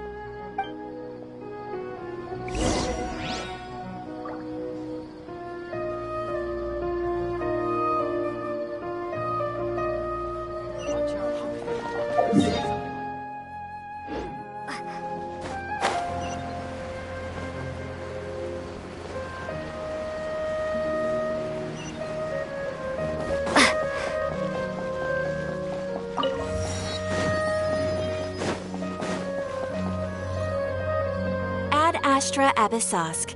Hello, Traveler and Paimon. Catherine, we need your help with something. Understood. The Adventurers Guild is always ready to serve you. With what do you require assistance? We want to meet with Lesser Lord Kusanali. Do you know a way we can do that? You two wish to meet with Sumeru's Archon. Understood. Please wait.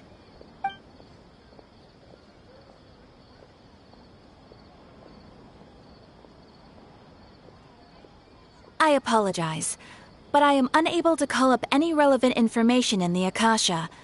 I'm also unable to locate any pertinent information in my personal memory. Aww, another dead end. Well, if Catherine can't help us, then we really don't know anyone else to ask now. Please do not worry. I may know of someone who can help you two. In Sumeru, the Adventurers Guild does not serve as the vanguard of information. Rather, there are numerous active mercenary groups collectively known as the Eremites. They take on various contracts and work all across Sumeru, so they naturally accrue intelligence. An Eremite brigade called the Corps of 30 is in charge of Sumeru City's defenses. Not only are they the oldest brigade, but they are responsible for managing and coordinating the affairs of all other mercenary brigades. Corps of 30? What a weird name. Supposedly, they are named as such because their ranks numbered 30 at their inception. Asfand, an advisor with the Corps of 30, maintains good relations with the Adventurers Guild. Though he's already retired, he and his words carry great weight within mercenary circles. If you'd like to get in contact with him, you can find him at the Corps of 30's headquarters, the Citadel of Regzar.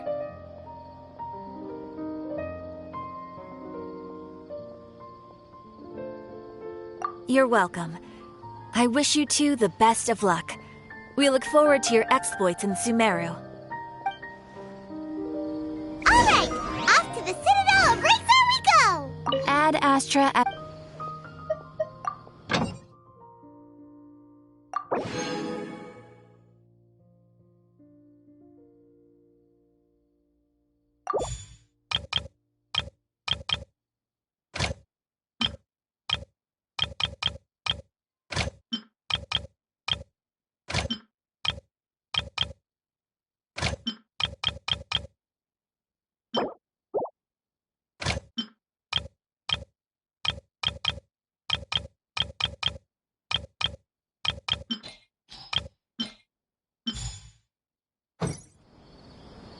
Ad Astra...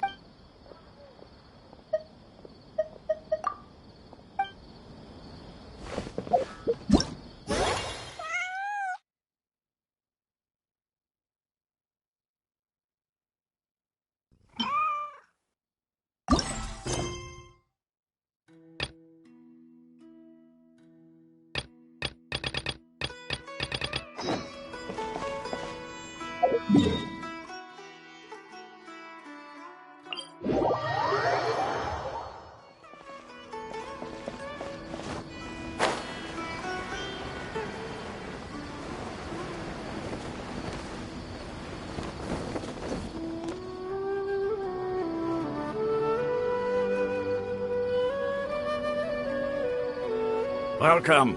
The Adventurers Guild told me to expect you two. It's nice to meet you, Osfond. We'd like to ask you about something.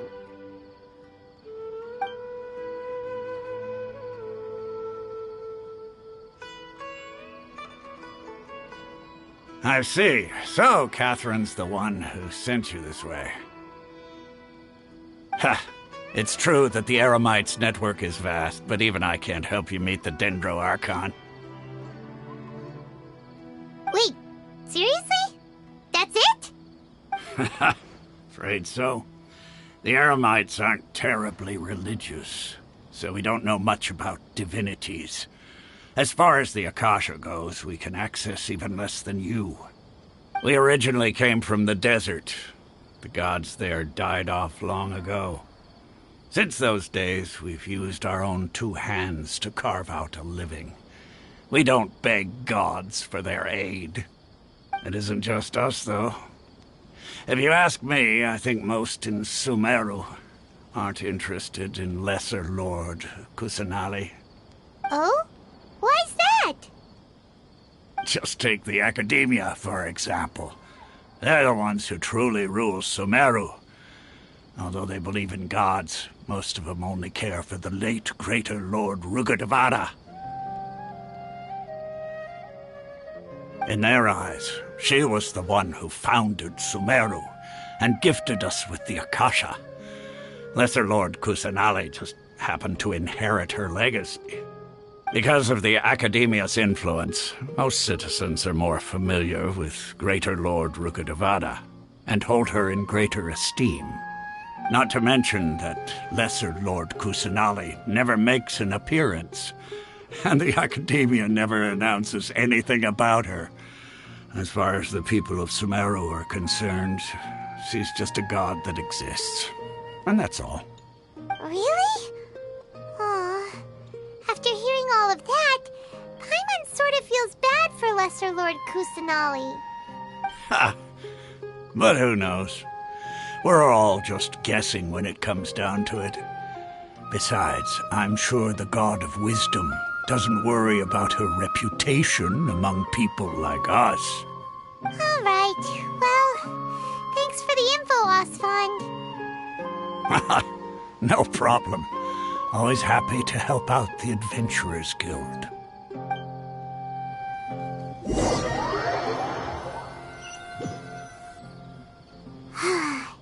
Seems Osfond was right about most people's attitudes here. Not only are they not interested in the Dendro Archon, they even say stuff like, if the Akasha doesn't think I should know, then I don't need to know about it. We've been asking for information non-stop ever since we got to Sumeru. But the harder we try, the more helpless everything seems. Isn't there at least one person in this entire city who cares about Lesser Lord Kusanali? Oh, you two are interested in Lesser Lord Kusanali? Huh? Who are you? From the sound of it, you two are Outlanders who recently arrived here. You've been asking around for information on Lesser Lord Kusanali, right? Oh, I'm sorry. I forgot to introduce myself. I'm Dunyarzad, one of Lesser Lord Kusanali's faithful followers. Whoa, really? Then do you know how we can meet with her? I'm afraid I can't help you with that. But your conversation earlier did happen to remind me of a legend about the Dendro Archon. Sure. It goes like this. Long, long ago, there was a man who heard a prophecy. It predicted that a great calamity was about to befall him. Panicked by what he heard, the man sought out the Dendro Archon in hopes that she would bless him with the wisdom to help him escape his predicament. The man journeyed across deserts and through rainforests and experienced tribulations of every kind. However, he still couldn't find any trace of the Dendro Archon. In despair, he thought, alas, the Archon has abandoned me. He then had no choice but to sorrowfully resign to his fate. Okay, and then what happened? And then, the calamity came. But to his own surprise, the man felt somehow emboldened by the trials of his journey. By relying on his own strength, he managed to overcome the adversity. At that moment, a bird perched upon his shoulder. This bird was, in fact, an avatar of the Dendro Archon. She said, "O Archon Seeker, do you now understand? She and her wisdom have long been found by you. Along your journey, we were in every flower and blade of grass, every ray of sparkling sun, and every breath of dancing wind. So long as you continue to think and ponder, we'll be wherever you go." Yeah, thanks for the story! Paimon feels all warm and fuzzy inside after that. In a way. It seems like this story is also one of the Dendro Archon's avatars. Dunyarzad, since you worship Lesser Lord Kusanali, can you tell us anything else about her? Of course. So did you two know that, I'm terribly sorry, but it seems something's come up now. Let's chat another day.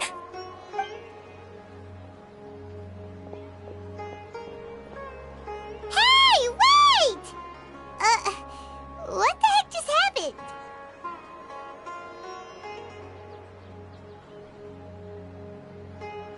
It looks like they're searching for someone. Dunyarzad was acting super nervous just now. You think they're looking for her? This stinks! We finally managed to find a lead about Lesser Lord Kusanali! We can't let them get in the way now! Let's see if we can get rid of them. Then we can catch up with Dunyarzad! Hey, have you two seen a brown-haired girl wearing a purple top and a long blue dress? We're looking for her. Did she have bandages wrapped around her wrists? Yes, that's her. Did you see which direction she went? Yeah, she went that way. Quick, after her!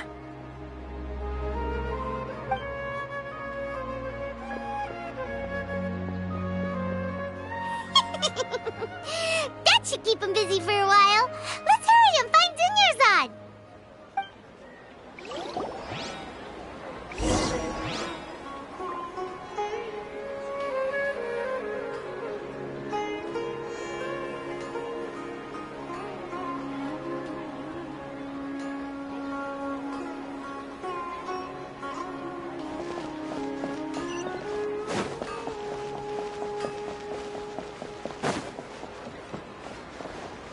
This new shipment. Just take my word.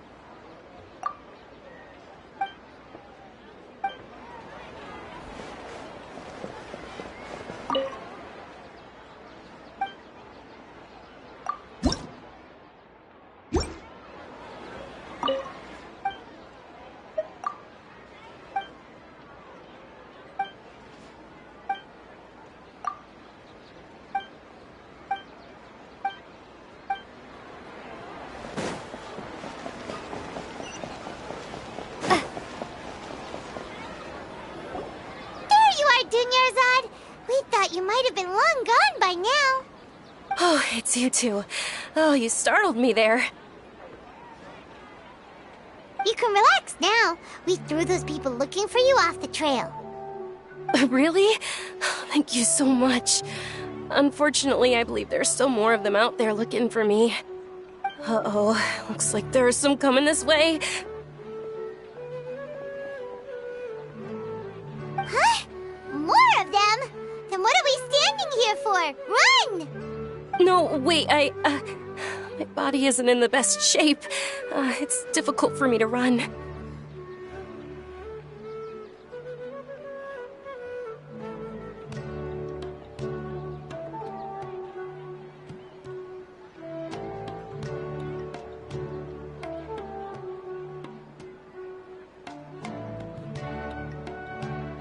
Okay, sounds good.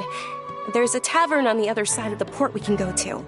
They probably wouldn't expect me to hide in a place like that. All right, let's move out. Stay behind us. We'll keep an eye out for anyone looking for you.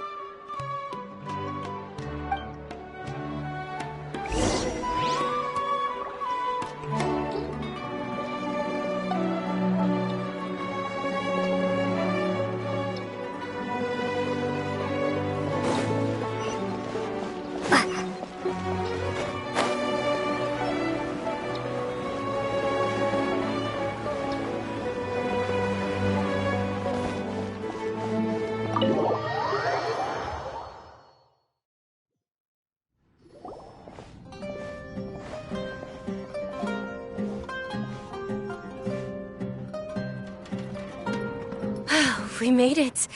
Oh, they shouldn't be able to find us now. Wait! Stand down, Dia!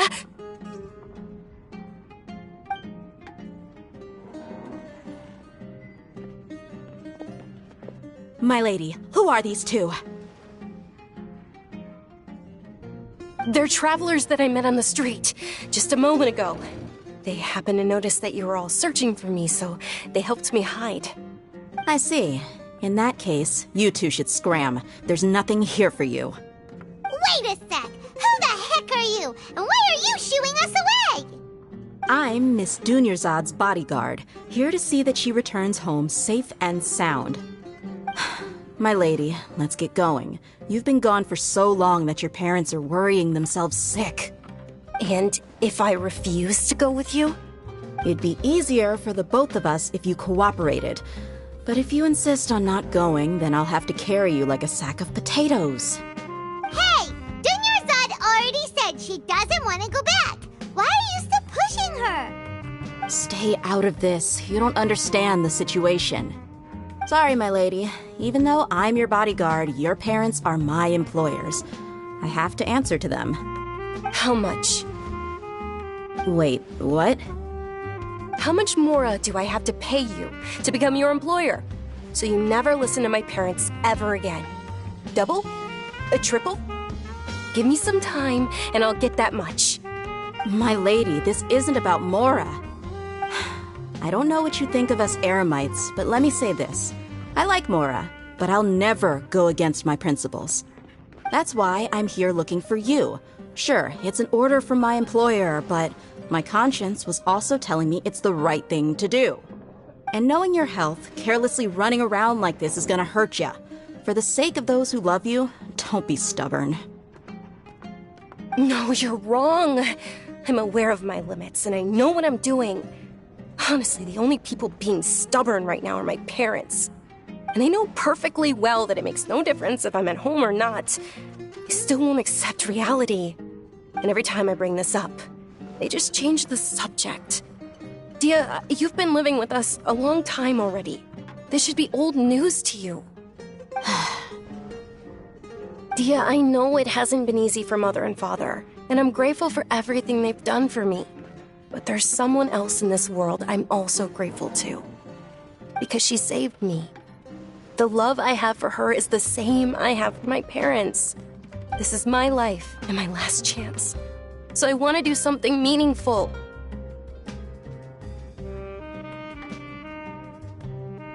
My lady, are you sure what you're doing now is meaningful? Yes, I'm sure. At least, it is to me. Fine, I won't ask you to return home anymore. But let me make something very clear. I'm only doing this because I respect your determination, not because I agree with you. Thank you, Dia. Sorry for being so rude just now. My nerves were acting up. And I even brought up your payment in such an offensive way. Don't worry about it, my lady. I did say that I like Mora. Besides, that's our next topic of conversation. Today's little excursion caused such a ruckus that every single bodyguard at the estate was deployed. It wouldn't be easy to hide things from your old man. Since this definitely won't be your last escapade, here's a little tip. You should at least make it look like your room and things are still in order when you leave. Also, you'll need someone to cover you for when you're out and about. So, I'll let you hire me, my lady. This way, everyone wins. As for the pay, let's say half of what your father pays me. We can settle the bill when we return to the estate. Okay, deal. Yay! Looks like they've reached an understanding.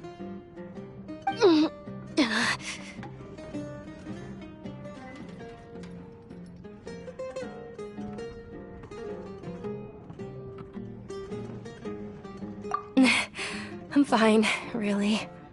I just feel a little tired now that things have calmed down.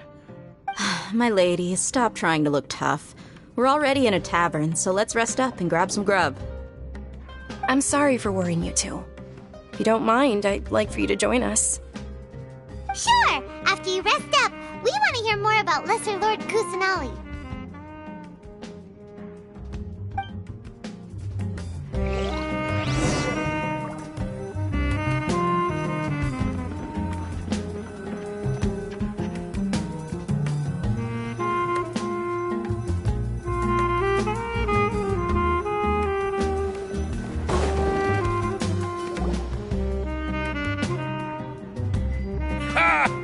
Well, if it isn't Dia. Haven't seen you in nearly half a year. Word on the street is that you're a bodyguard for the Homayani family now. Ha!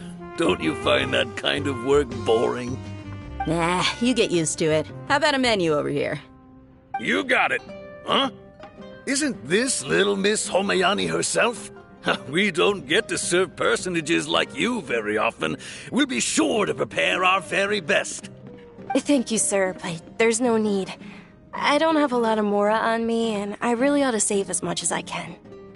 But please bring these two the best food you have.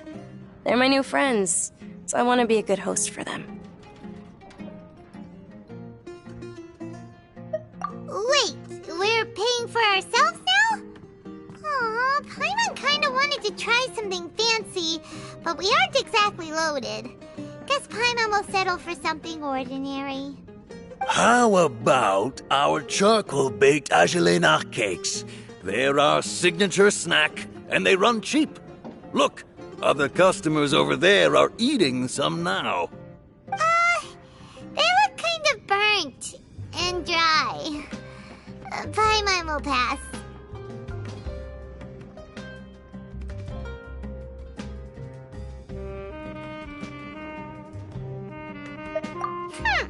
What do you have against my slime dishes? Dunyarzad, we asked a lot of people when we first arrived, and almost nobody was interested in Lesser Lord Kusanali. So, what made you want to follow her? Well, remember when you asked me if I knew how to meet the Dendro Archon? Even though I don't know how, I think I've actually seen her before. Huh? Really? Yes, it was when I was a child. At the time, my illness had kept me bedridden for the better part of a year.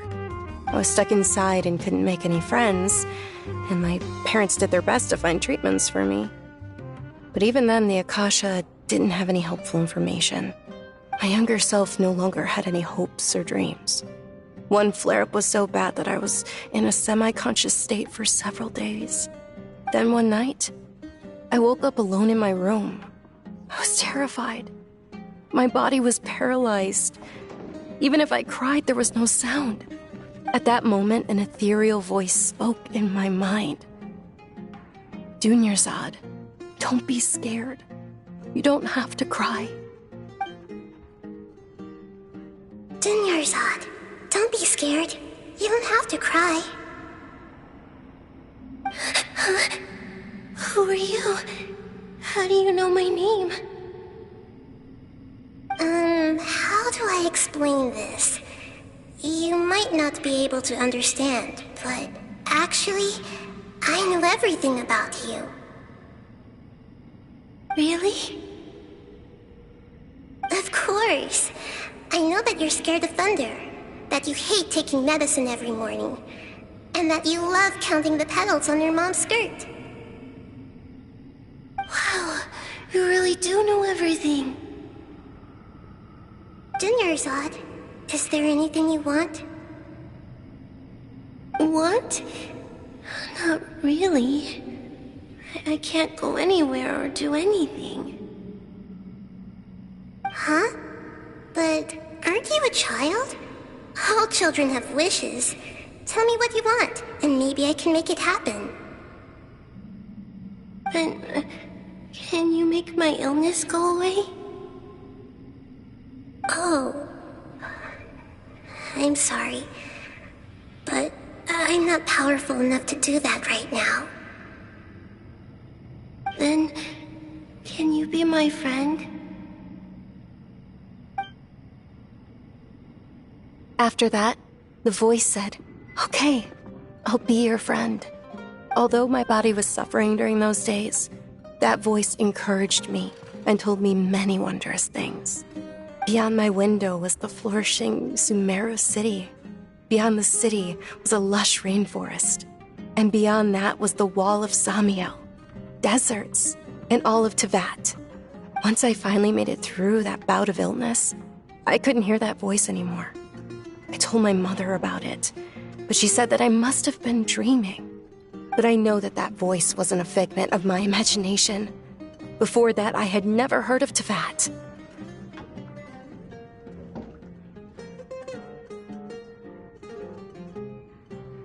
Yes, for sure. If it weren't for that voice, I would have never grown curious about the outside world, nor would I have learned how to read and enjoy so many books. That voice sparked a desire for wisdom. It had to have been the Dendro Archon. I've been hoping for a chance to repay her kindness. In fact, I was running around today to help prepare the Sub-Zero's festival for her. What's the Sub-Zero's festival? It's Lesser Lord Kusanali's birthday, which was the day that she was found by the sages. It's actually an old holiday that originally celebrated Greater Lord Rukkhadevata's birthday. When she passed away, the holiday eventually became a celebration of the Lesser Lord's birthday. I heard everyone was overjoyed when they welcomed her back to Sumeru. In those days, the festival was a huge deal. But because of the Academia's influence, people have gradually lost interest in the festival. The Academia actively participates in Sumeru's many holidays dedicated to Greater Lord Rukkhadevata. But when it comes to the Sub-Zero's festival, forget any funding. They practically act like it doesn't exist. Maybe they see Lesser Lord Kusanali's birth as confirmation of Greater Lord Rukkhadevata's death, so they're reluctant to celebrate it. Aww, but that's awful. It is. It's absolutely terrible.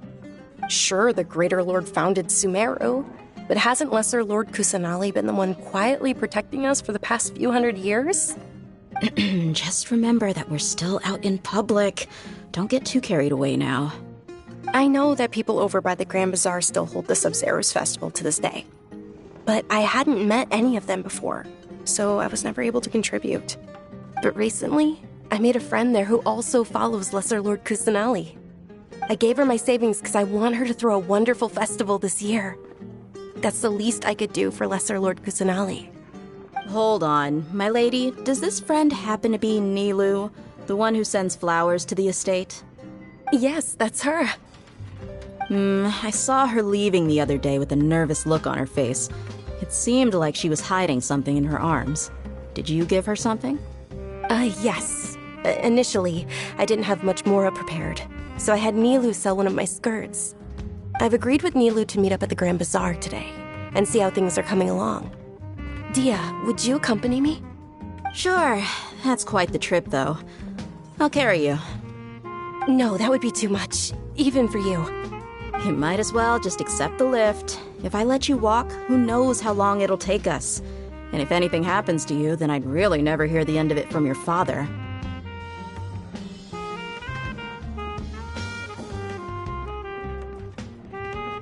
But of course, Nilu will be thrilled to hear there are more people interested in Lesser Lord Kusanali.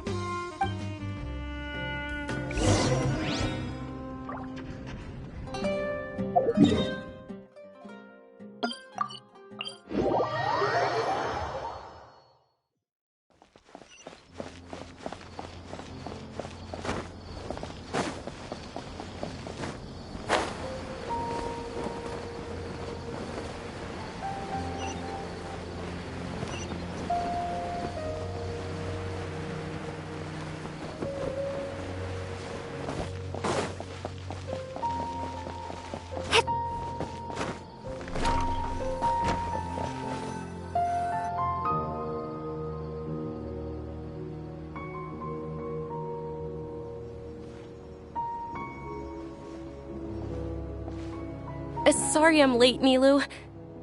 Oh, Dunyarzad.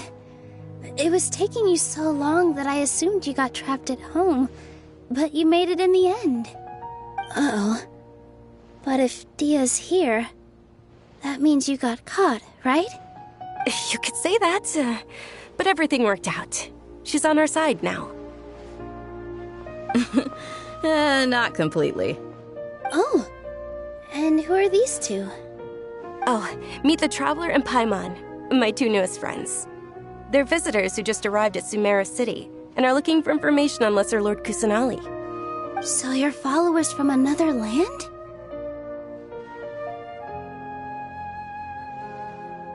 That's wonderful. You two absolutely mustn't miss the Sub-Zero's festival. By the way, Dunyarzad, we've already started decorating the Grand Bazaar. It looks spectacular, thanks to your generous contribution. You're very welcome. It's the only thing I could do. Do you still have enough Mora? Probably? But don't sweat it. We've already finished renovating the stage. Come on, I'll show you.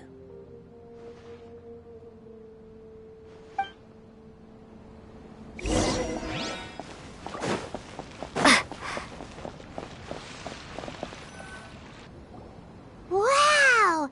This place is amazing! Not bad. Last time I was here, the stairs were full of holes. The stairs were nothing. A little while ago, we discovered that the tree above the stage had a huge chunk of bark ready to fall off. Mr. Zubair was worried sick. We reported it to the academia many times, but they never sent anyone to deal with it. We didn't want anything bad happening, so we were going to cancel all the stage performances. Oh, probably because it was the theater asking. The academia looks down on performers like us. They probably think it would be best if the theater closed down completely. We can't let that happen, though. Not only would everyone involved in the theater go hungry, but then we wouldn't be able to hold the Sub-Zero's festival anymore. Thank the Dendra Archon for Dunyarzad. With the Mora she gave us, we hired someone to patch up the tree, and we also gave the stage a much-needed makeover. The stage is going to be even prettier when it's festival time. I can't wait for you to see it. And I can't wait to see you on the stage. You've been practicing so long already. It's almost time for your dream to become reality. It's our dream. I'll do my best for the two of us. Nilu, what are you gonna be doing at the festival? She'll be dancing the dance of Sub-Zeros, the most important performance at the Sub-Zeros festival. Dunyarzad, have you told him the origin of this holiday? I only told them about the Greater Lord and Lesser Lord so far. Okay, then I'll tell you two about how this holiday came to be. According to legend, the Sub-Zeros festival was originally the Goddess of Flowers' birthday celebration for the Greater Lord. A long, long time ago, on one of Greater Lord Rukkhadevata's birthdays, her friends threw her a celebratory banquet. Some of the gods got drunk. One started playing music, and the Greater Lord started singing, so the Goddess of Flowers began to dance. As she danced upon the grass, countless beautiful parisaras began to bloom wherever she stepped. Those brilliant purple flowers became her dazzling stage. All the gods clamored, "Oh, if only time could stop at this very moment." Huh? Really? Oh, you probably mean because all the gods in this story are no longer alive. Although they aren't around anymore, they're preserved in our tradition of dance. This outfit I'm wearing is apparently based on how the Goddess of Flowers looked. Though we're just tiny people compared to the divine, we still have to do our best to make sure that the birthday girl feels loved on her special day. Nilu, you of all people will definitely be able to convey our well wishes to the Dendro Archon. I also noticed that you went the extra mile and scattered parisaras around the stage. They symbolize the Goddess of Flowers, after all. It's just a shame that all the real parisaras went extinct after her death. Yeah. The Greater Lord brought forth parisaras in memory of the Goddess of Flowers, but she ultimately could never truly replicate that beautiful purple. Thinking about the Goddess of Flowers dance makes me wish I could have seen it. If my stage were anything like that, I'd be thrilled if I had just 2 real parisaras on the stage. So, Traveler and Paimon, what do you think? Interested in the Sub-Zeros festival? Will you two be coming? All of Lesser Lord Kusanali's followers will be there for her birthday. It'll be a good opportunity for you to learn more about her. Ooh, Paimon thinks that's a great idea! Of course Paimon wants to watch. Those two things aren't mutually exclusive, you know. So how about we all attend the Sub-Zeros festival together?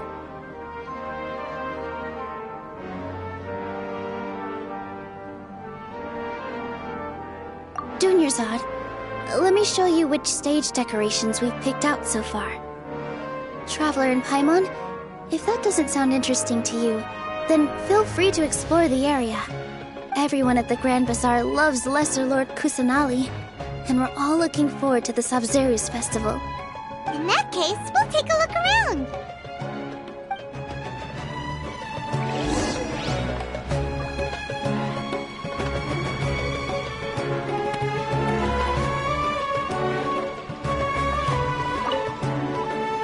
Whoa! What's with your yellow hair? And why do your clothes look so funny? Are you an outlander? Did you know that the Sabzeruz festival is about to happen? There'll be loads of fun things to do at the festival. But the best part is when Ferris, the Knight of Flowers, passes out candy to everyone.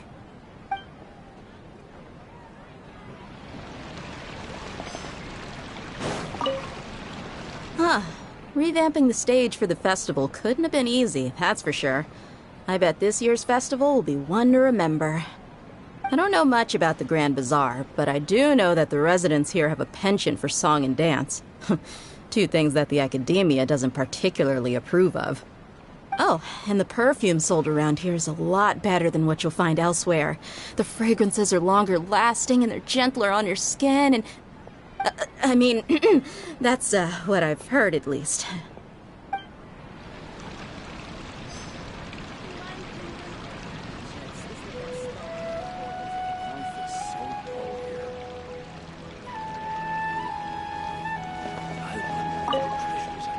Things are really shaping up, and there's a buzz around the festival this year. We're expecting people from all over to come by this year and buy things during the festivities. Don't be fooled into thinking that Sumeru City has the best of everything. Some festival snacks are only offered here in the Grand Bazaar. And when it comes to musicians, dancers, or singers, the Grand Bazaar's got the best of the best. Sure, those folks at the academia might not like it, but what's a festival without song and dance?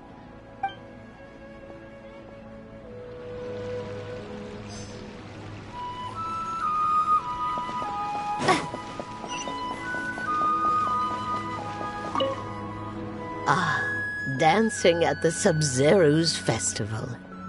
You know, I also danced when I was younger. As a child, I even asked my grandmother why we performed the dance for the Lesser Lord when it was originally done to honor the Greater Lord. My grandmother said that Greater Lord Rukkhadevata is a beloved deity and honored by all. And Lesser Lord Kusanali is too. If the Goddess of Flowers ever knew Lesser Lord Kusanali, then she would certainly have wished to be her friend and hold celebrations for her too. The Sabzeruz festival has been losing its appeal over the years. That is, until a wealthy benefactor stepped in this year and brought the festival back to life. I heard she forked out a lot of mora to make it all happen.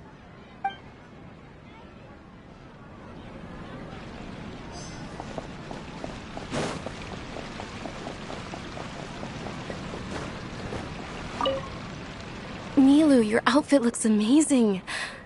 There's also something different about you from when we first met up. I thought I'd add a little extra pizzazz to my dress for the festival. See? Wow, did you sew all that yourself? Uh-huh.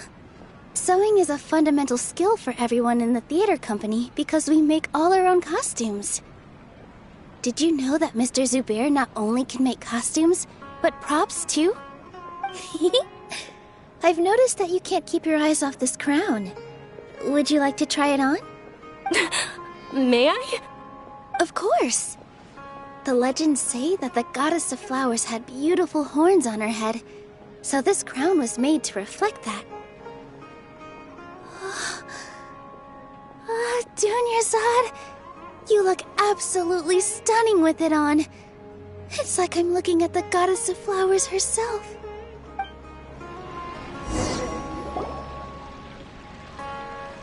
Hey! Is that who Paimon thinks it is? It looks like Catherine.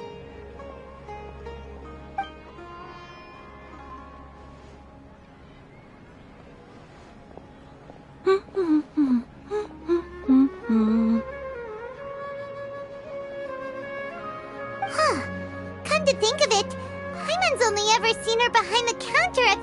Adventurers Guild. This is the first time we've ever seen her taking a break. Hey, Catherine! Huh? Oh, hey! It's the Traveler and Paimon! What's shaken? Whoa, break time Catherine sure sounds a lot less formal than usual. Paimon was still waiting for her to say Ad Astra Abyssosk. Sure. Standing behind the counter at the Adventurers Guild doesn't require any complicated functions. But saying and doing the same old things over and over again can get pretty monotonous. Like watching the same Fontaine movie day after day. But take you two, for example. You travel across Teyvat to enrich your lives and gain new experiences. Well, we enjoy traveling across Teyvat and all that, but we're mainly looking for clues about her brother. Yes, you should keep searching. Sometimes the answers we're looking for aren't necessarily at our intended destination. Instead, they're found along the way. Huh. Haven't we heard someone say something pretty similar recently? Anyways, what brings you out here, Catherine? No, not particularly. I guess you could say that I'm loving the recent atmosphere here. If festivals bring happiness to everyone, then that's where their true value lies. Oh, it looks like it's about time for me to be heading back now. Alright, we'll see you next time at the Adventurers Guild. Oh, by the way, thanks for connecting us with the Eremites.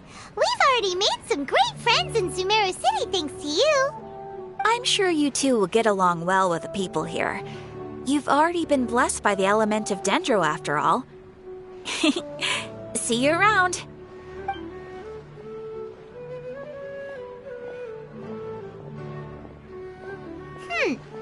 There's something really different about Catherine today.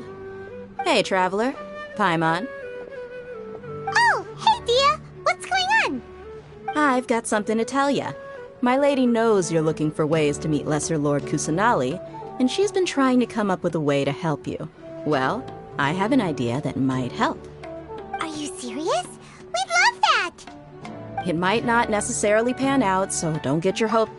My lady is feeling a little worn out at the moment. Nilu's found a place for her to rest. After I take my lady home, let's meet in front of the Citadel of Regzar. Sounds like a plan! Let's head over to the Citadel of Regzar and wait for Dia!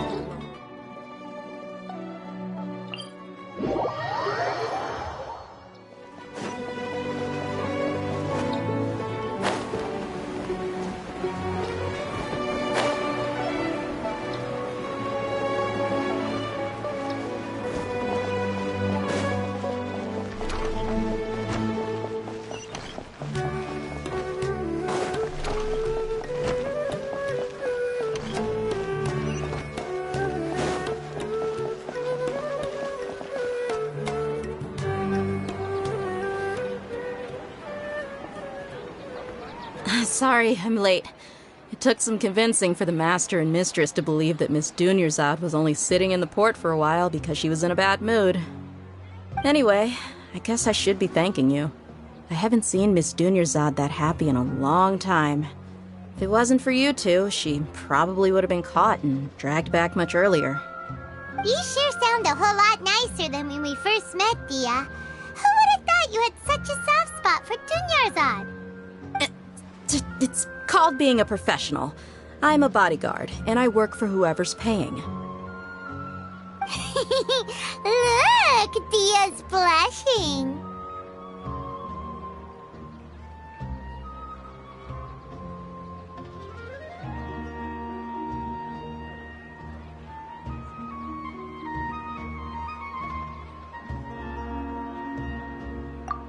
Listen, you two. I don't expect to be working for Miss Dunyarzad very long, but I hope to finish things on a positive note if possible. Let's cut the chit-chat and head into the Citadel. We'll see if the person I know has a way for you two to meet with the Lesser Lord.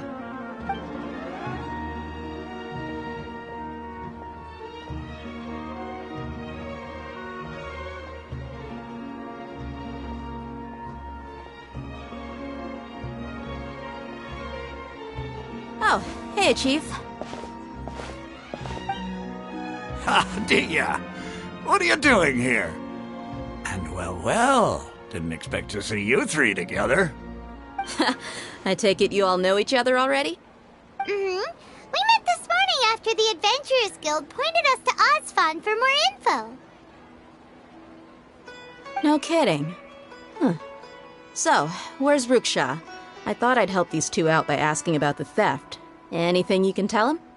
Ruksha's gone over to the Academia.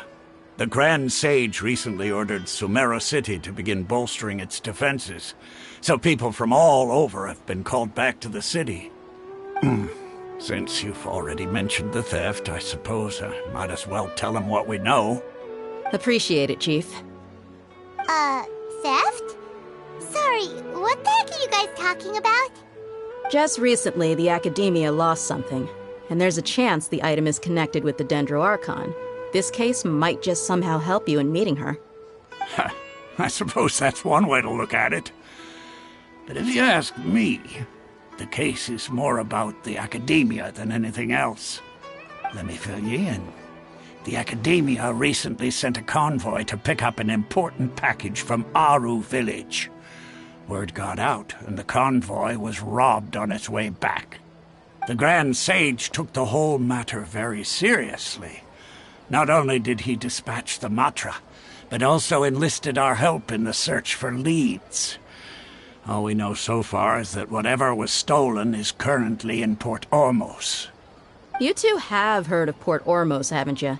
It's the largest commercial port in all of Sumeru. You can travel there by leaving Sumeru City and heading south along the river. The Academia's grip isn't long enough to reach all the way to Port Ormos, so the city's a little more laid back, meaning the population's also a mixed bag. You never know who you'll meet there. Apparently what was lost has a great deal to do with the Akasha, knowledge, and even the gods. I'm afraid I don't have any other details for you, though. If you're interested, maybe you could head to Port Ormos and ask around yourselves. If you want my advice, try introducing yourselves as students of the Academia once you're there. Are you serious, Chief? All the Academia students are in Sumeru City, you know. Why should they pretend to be students in Port Ormos? If you're also interested, just go there and see what happens. Count me out. I've got plenty of work to do here for the Homayani family. And take it from me, if you two really do decide to visit Port Ormos, you'd best watch your backs. Let's just say that the Eremites there aren't nearly as friendly as those here in Sumeru City. There are even some extremists who go around shouting slogans like, "Retake Sumeru for King Deshret." Word is that more and more are joining their movement. They're becoming a real headache for Chief and the others. You bet they are. King Deshret's been dead for thousands of years. Now they start spreading rumors of his return. Ridiculous. Not everyone's like you, Chief. Even the desert natives who abandoned their homes in the wilderness still wish to have a god of their own. Well, Traveler, that's about all the information we have for you. Thanks, Dia, and you too, Ozfond. Since we've gathered all we could for the moment in Sumeru City, let's head to Port Ormos and see what we can find next. Miss Dunyarzad is looking forward to seeing you both at the Sub-Zerus Festival, so be sure to get yourselves back here in time for that. Good. Then we'll see you both at the Sub-Zerus Festival.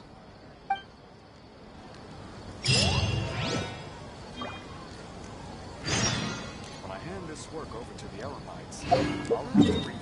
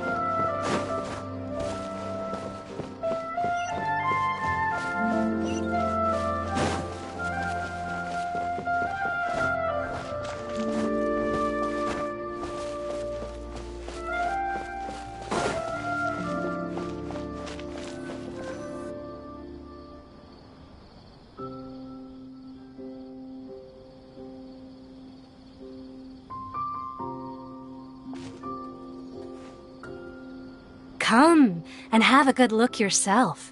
Traditional spices of the highest quality, made with pride and experience.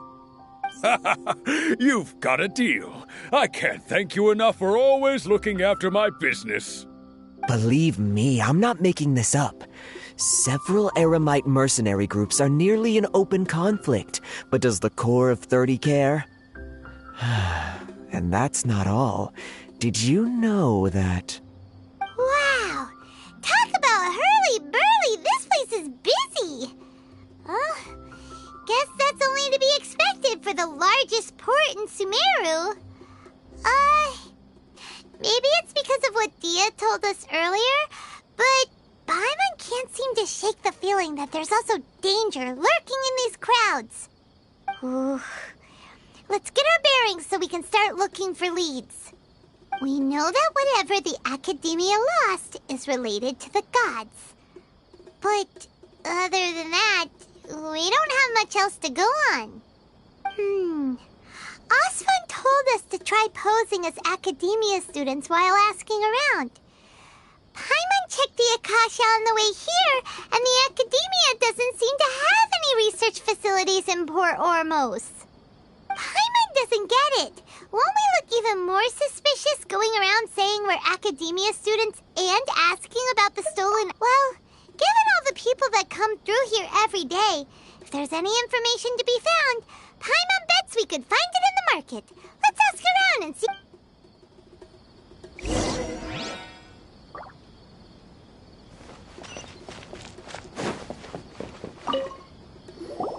Welcome. Welcome. How can I help you two? Hi there. We would like to ask you a question. Do students from the Academia ever come to Port Ormos? Of course. Especially around this time of year. Students from Sumeru City that are about to graduate often come to Port Ormos to cut loose a little. Many people often talk about how hard it is to get accepted into the academia, let alone graduate. But those who finish their studies and go on to become full-time researchers at the academia have it even harder. Sure, we may not be Sumeru City, but Port Ormos offers beautiful scenery and a stress-free environment. Some even say it's good luck to come to Port Ormos, so students and researchers come flocking here when things get to be too much at the academia. Ah, you see over there? Those are students from the academia.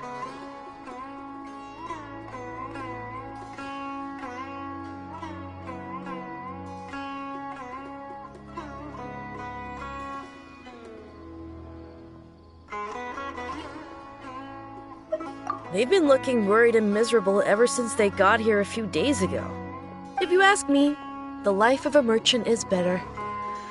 So long as the Akasha teaches us what we need, then life is good. Those students seem to be discussing something. Let's see if we can listen in.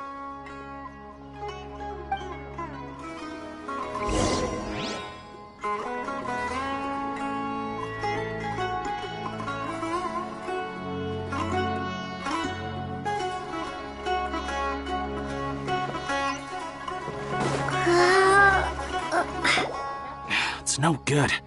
I've tried asking around, but I haven't been able to learn anything useful. Not to mention that a bunch of scary-looking Eremite mercenaries have been posted along the streets now. There's been a lot of fighting between the different Eremite factions in Port Ormos. If we choose to move on our own, then it would be wise to steer clear of them. Especially the group that's constantly shouting some stuff about King Deshret and some resurrection.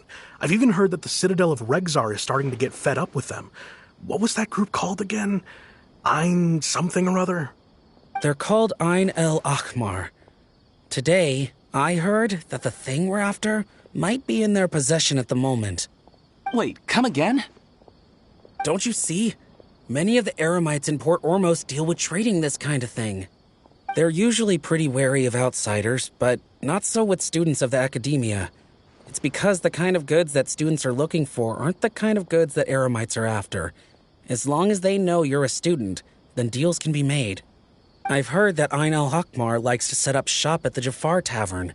Supposedly, if you're willing to part with 500,000 Mora, they'll give you info on anything.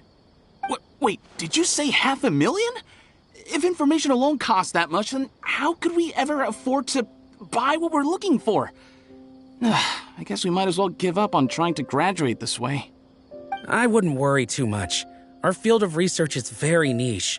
Who else could possibly be after that kind of shady knowledge? I bet it's practically worthless to anyone aside from us. Oh, I guess that makes sense. Then the only thing left for us now is to find a way in. Why don't we all just pool our money together and pay for the information? Whoa! Did you hear that? A niche field of research and shady knowledge? It all sounds pretty suspicious to Paimon. Is knowledge something people just buy and sell like that? So, what's your plan? Wait, didn't you hear what they just said? Buying information is going to cost us 500,000 Mora! Have you lost your mind? Oh, all right. Paimon never thought she'd agree to parting with that kind of Mora. But if you know what you're doing, then we should give it a shot.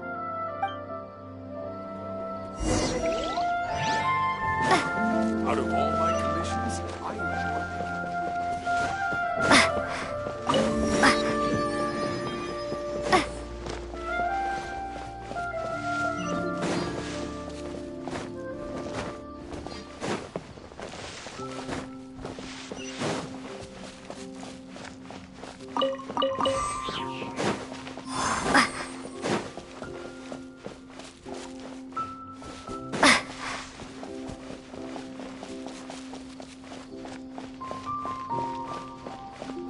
This is the place we heard those students talking about.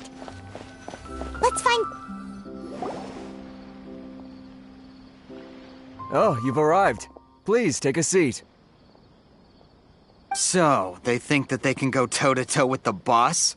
Huh! Once we reclaim the power of King Deshret, they'll be the first that the boss punishes. They're nothing to be afraid of. Our main rival now is the Caracal Battalion. They've also amassed a significant amount of Mora this time, so we mustn't underestimate them.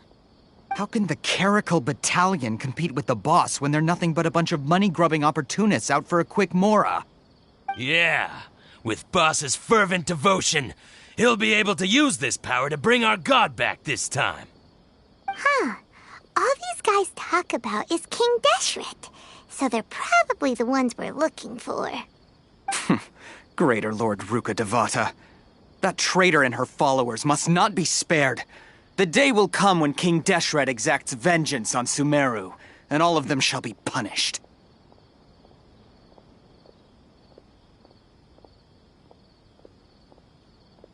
Yeah, Paimon was wondering what they meant too. We should ask about that if we get the chance later.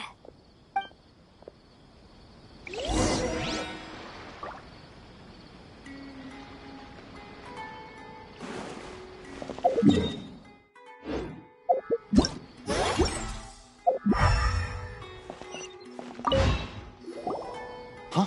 Who are you? What do you want? A student? What's a student from Sumeru City doing in Port Ormos?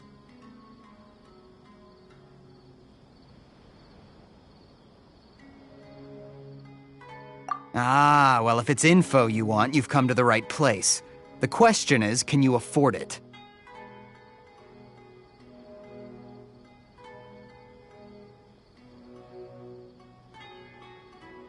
Huh? What is this, some kind of joke? Oh! Sorry! She must have grabbed the wrong amount! Hey, what do you think you're doing?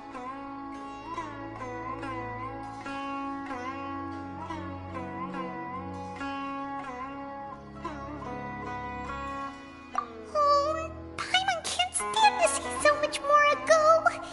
But there's no other choice right now. Here, this is the merchant's address. Whatever you're looking for, you'll find it there. Hmm? Well, what are you waiting for?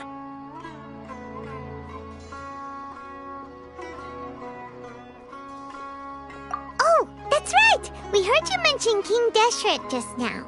We're actually interested to know more because we're, archaeology students! Fine. Since you've already handed over the Mora, I guess I can throw in a little extra info. As you can see, members of Ainel Ahmar are devout believers of King Deshret. Years ago, King Deshret founded the great desert nation that was our homeland. It was an advanced civilization, far beyond anything you'll see in present-day Sumeru. King Deshret was the rightful god of wisdom, but he was betrayed by a companion he trusted. She even stripped him of his title, God of Wisdom. So, you mean the traitor was... Greater Lord Ruka Devata, yes. That shameless wretch destroyed King Deshret's civilization, and our ancestors were forced to flee to this land where we were made to suffer the tyranny of our enemies. Furthermore, she conspired with the Academia to cover up the truth of her actions, and create the merciful and benevolent facade for which she is now known. Ugh, just thinking about it sickens me. But the story doesn't end there, oh no. King Deshret isn't truly dead. The voice of the Oracle has been heard in the desert, prophesying his resurrection. Mark my words, our god shall return. And when that day comes, all followers of the traitor and all the desert dwellers who have forgotten their true god will suffer retribution together. If what I'm saying makes you shiver with fear, it might not be too late for you to become a believer of King Deshret. I don't have anything to say to you Academia people about that. I think this conversation has reached its end. Not just yet. This man is a fraud. Huh? You again? Deranged Academia lunatic. Yes, it's me again. I already warned you that if you weren't willing to sit and discuss things with me, I'd take measures to make things uncomfortable for you. Listen to me. That address he gave you is fake. Or at least, you won't find a merchant waiting for you there. This group has been boasting all around that they can provide information on a certain item as a means of luring people into their territory. Once you show up, they keep up the act until they have hard evidence that you want to purchase said item. Then they use that to squeeze you for all the mora you're worth. Hey! Shut it, Alhaitham! What are you playing at, trying to ruin our business like this, I told you the other day. I wish to discuss my terms with your boss. Ha! The boss made it perfectly clear that he won't negotiate with you. Yes, and in no uncertain terms. But that was then. It does not preclude him from changing his mind in the future. I'm warning you, don't push us, or this could get ugly. We don't usually get rough with people from the academia because it just complicates things. For a lunatic like you, though, we might just have to make an exception. If you're suggesting that we escalate this from a verbal exchange to a physical one, I accept. After all, even the Archons used war to negotiate the ownership of Tevat. If, on the other hand, we can't agree on any means of negotiation at all, then I'm afraid my next course of action will sting a little more than the mere falling through of a few business deals. I will jeopardize the Eremites' reputation, which I know you value above all else. I am quite confident that if I began to take such action, your boss would willingly approach me himself. However, I fear that by then, some things will have happened that cannot be undone. Also, a word of advice. I suggest you tell your boss exactly what happened here today. Otherwise, he might blame you for not telling him in the future. What did you say? Consider this. Have I ever failed to follow through on my word in the past? This guy is really out of his mind. Okay then. If you really have a death wish, let's meet a week from today. The pier in front of the Pharos Lighthouse, 4 o'clock in the afternoon, sharp. Don't expect us to hold back. Not so fast. First, you return the 500,000 mora to them.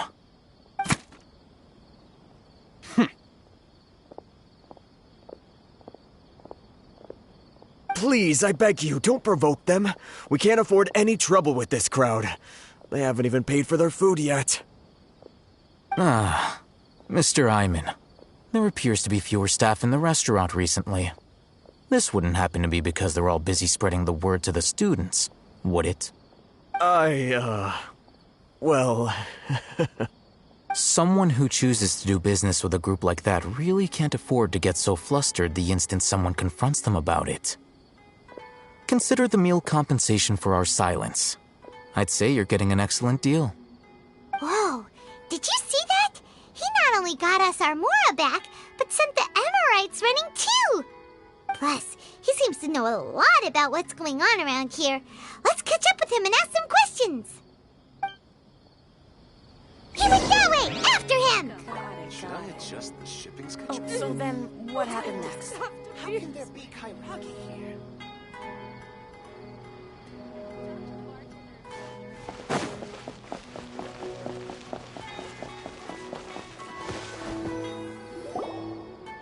Wait up! It's Alhaitham, right? What do you want?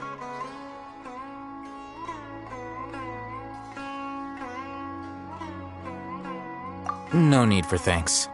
My goal was to get to them, and you two gave me just the opportunity I needed. We're even. Oh, I advise you to keep your distance from them. Since they weren't able to make off with your Mora in the end, they might harass you again in the future. All right. Goodbye. Hold your horses! We still have something to ask you about! Since you tore through their scam right in front of them, you must know the real story about certain something, no? Who exactly are you two? And why are you inquiring about that? A student. Right. Look, you should know that those thugs conducting business with you had nothing to do with your lie.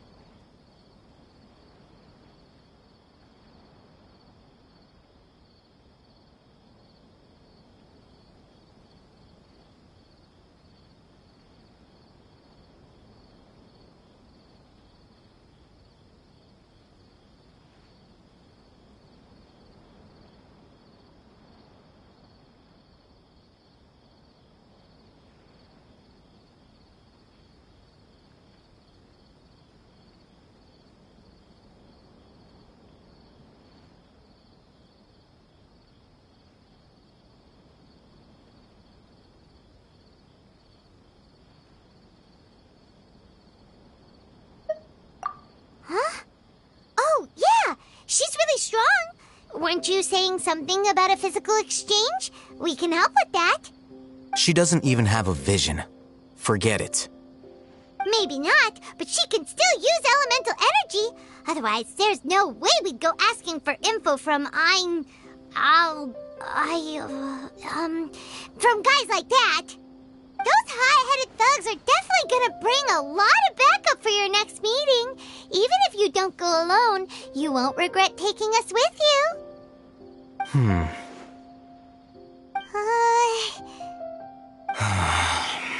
All right, I accept. Got a pen and paper? If you're searching for someone who sells that kind of merchandise, I'll give you one of their addresses, and you can try your luck. We'll reconvene at the appointed time by the pier. It doesn't matter if you show up or not. So, since you were happy to give us this merchant's information, does that mean you can tell us exactly what we're after? You were willing to part with 500,000 mora for something and you didn't even know what it was? Okay. Well, if you truly are as skilled as you claim, then you can beat the answer out of them when they become hostile. Look, if you've been making inquiries, then you have to know something by now. Tell me what you know so far, so I don't waste time repeating information. We know it's connected to the academia somehow, and that not only do the Eremites deal in it, but some students want to get a hold of it too. What else?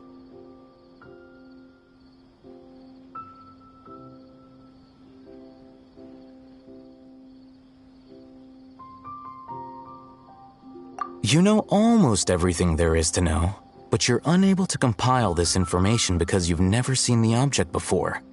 This is what you've been looking for. Huh? Paimon can't tell what it is.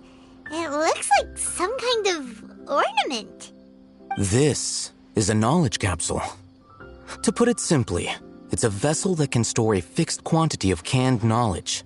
It's like a miniature Akasha. Anyone who links it to their personal Akasha terminal instantly becomes privy to its contents. Correct. Anyone. Unlike the Akasha, which heavily regulates who can access what information, knowledge capsules confer their contents without any requisites. That's amazing! It's essentially a convenient and harmless vestibule for knowledge. Unfortunately, it's illegal in Sumeru to privately possess or trade them. They were created as a means for scholars to transfer knowledge gained from Irminsul into the Akasha, and are intended to be destroyed immediately after use. But despite strict regulations, some of these knowledge capsules will always escape destruction. After all, there will always be those in this world who are dissatisfied with life as designed for them by the Akasha and wish to change their fate. Over the past century, a wide variety of canned knowledge has been leaked from the academia. Now, in Port Ormos, the valuable ones are a means to mora for the Eremites. Meanwhile, those which the Eremites deem to be useless to them occasionally prove useful to the common citizens and hapless academia students. Well, I think that about sums it up.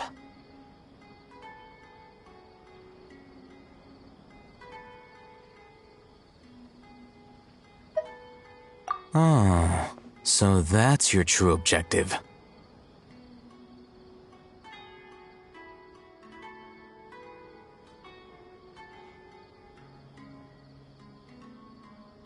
With our current arrangement, I don't believe I can offer an answer.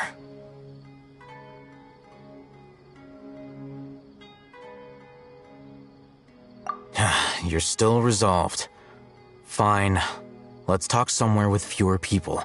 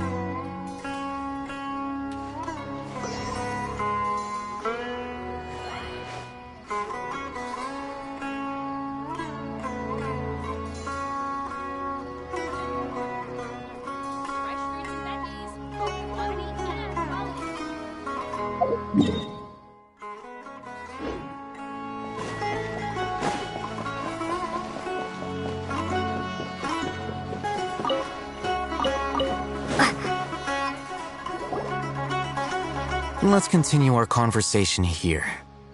If you wish to learn more about the knowledge capsule that the Academia lost, then you must help me with something.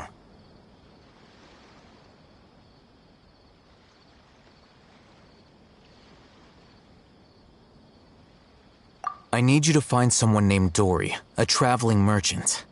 Unlike the peddlers who hawk inferior knowledge capsules, she often has quality goods in stock. Some say that as long as there is profit to be made, there is nothing she won't dare to sell. She's guarded against people from the Academia because most of her wares don't comply with Academia regulations. I think she blacklisted me. I met with her informant, but it soon became clear that they had no intention of letting me get any further. Become one of Dory's customers and earn her trust. This is my condition for further collaboration. Why do you want us to meet with her? Until you complete this task, you don't have question privileges. Fine. So how do we go about doing this? You two are outlanders who haven't been here for long, so Dory should view you as safe clients. I'll give you the informant's address and their contact password.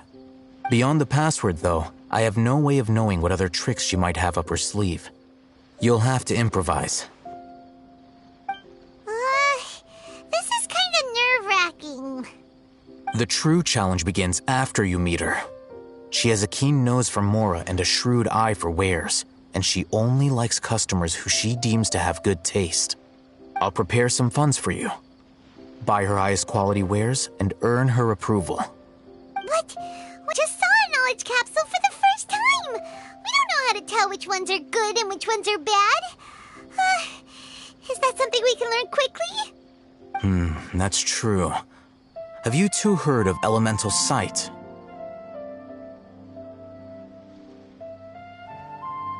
Oh, that's a surprise. Guess I'll have to hold you in higher regard. Anyway, that ability should resolve your issue.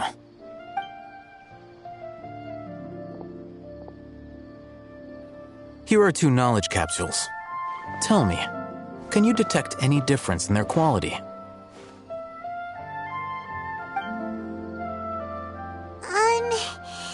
They look the same to Paimon.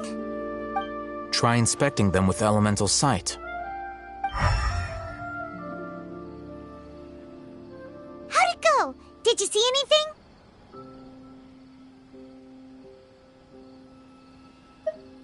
Rumor has it that higher quality knowledge capsules generally appear brighter when viewed through elemental sight. That's because knowledge originates from Irminsul, the root of Dendro power itself. The more powerful the knowledge, the richer it is in Dendro energy. However, some canned knowledge with a high concentration of elemental energy is of little use in contemporary times, so those capsules are of little value. Using elemental sight is merely a stopgap measure, but it should suffice for earning Dory's trust. That sounds pretty impressive. Here's a sheet with the informant's location and contact password, and here is the Mora for purchasing canned knowledge. Don't be cheap. You'll need to spend to catch Dory's eye. If there's any Mora left over, just keep it. Oh, and be sure to exercise some caution. There have been Matra present in Port Ormos lately. Your efforts will be for naught if they catch you. Matra?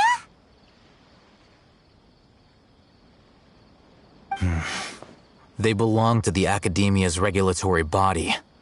They also handle cases of illegal canned knowledge transactions. Like I said, the Academia has banned both their trade and possession. The Matra are razor sharp. You're in for nothing good if they lock their sights onto you. If you two want to back out, now's the time.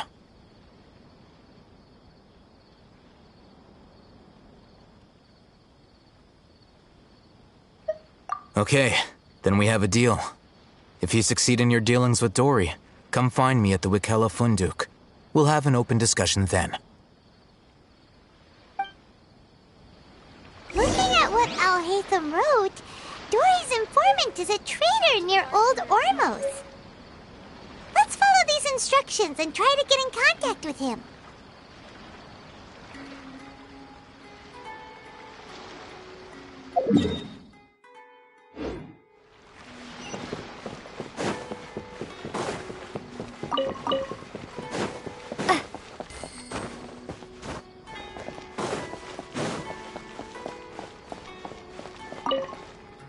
Hello. What are you two looking to buy?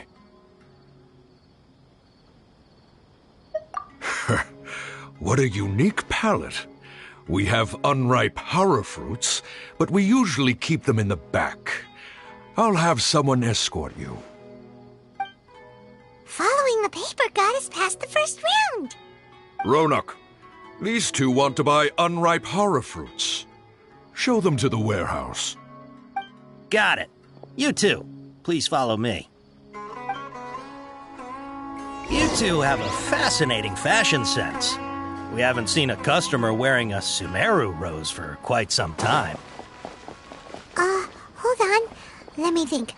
Sumeru rose means common merch. No, look again. We're obviously wearing morning flowers. Ah, my mistake. I do apologize. Whew. That pop quiz sure was scary. The warehouse is up ahead. Please follow me.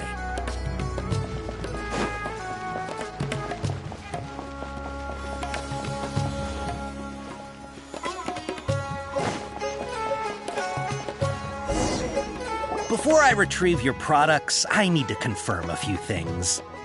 Please forgive me, but we may not have sufficient stock for you today. Earlier, many of our hara fruits were taken by mice.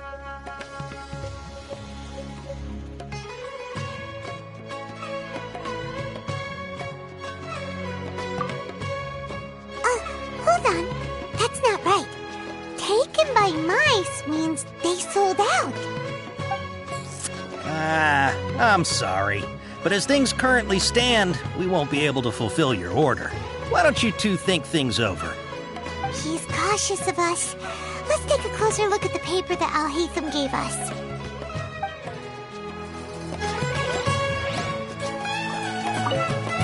Before I retrieve your products, I need to confirm a few things. Please forgive me, but we may not have sufficient stock for you today. Earlier, many of our hara fruits were taken by mice. Thanks. If better goods come in, you'll be the first to know. You look like you have some skill. Why don't I pick out some fruits that'll make you dizzy? No, that's not it. The paper said that heat stroke is the answer to erudition. Eating something that causes heat stroke sounds horrifying. I'm sorry. He's cautious of us. Let's take a... Before I retrieve... Please forgive me, but we may not have sufficient stock for you today. Earlier, many of our hara fruits were taken by mice. Thanks. You look like you have some skill. Why don't I pick out some fruits that'll make you dizzy? Yep, that's the right answer. But eating hara fruit that makes your head and ears ring sounds like a bad life decision. Would you like your hara fruits to be packaged in the Sumeru City or Port Ormos style?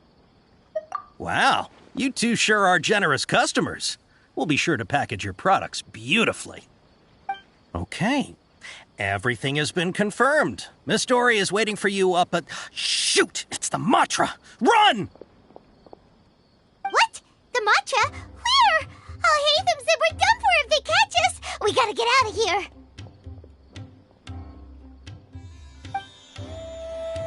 We don't know this area, so let's follow that informant.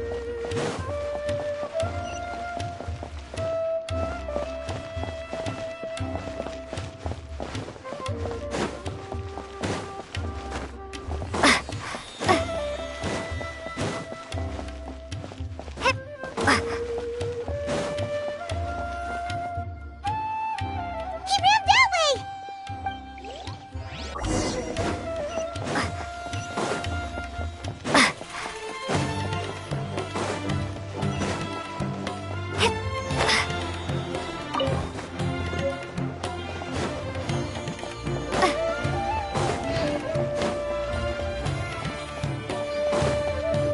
Look, he's over there!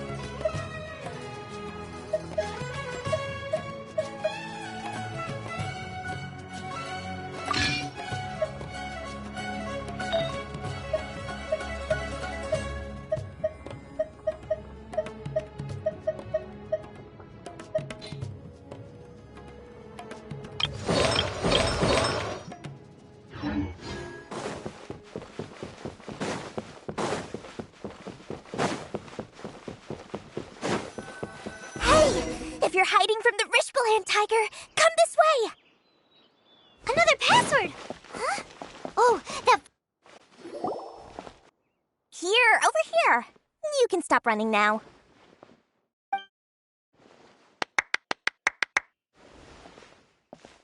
So you were the one who was calling out to us just now.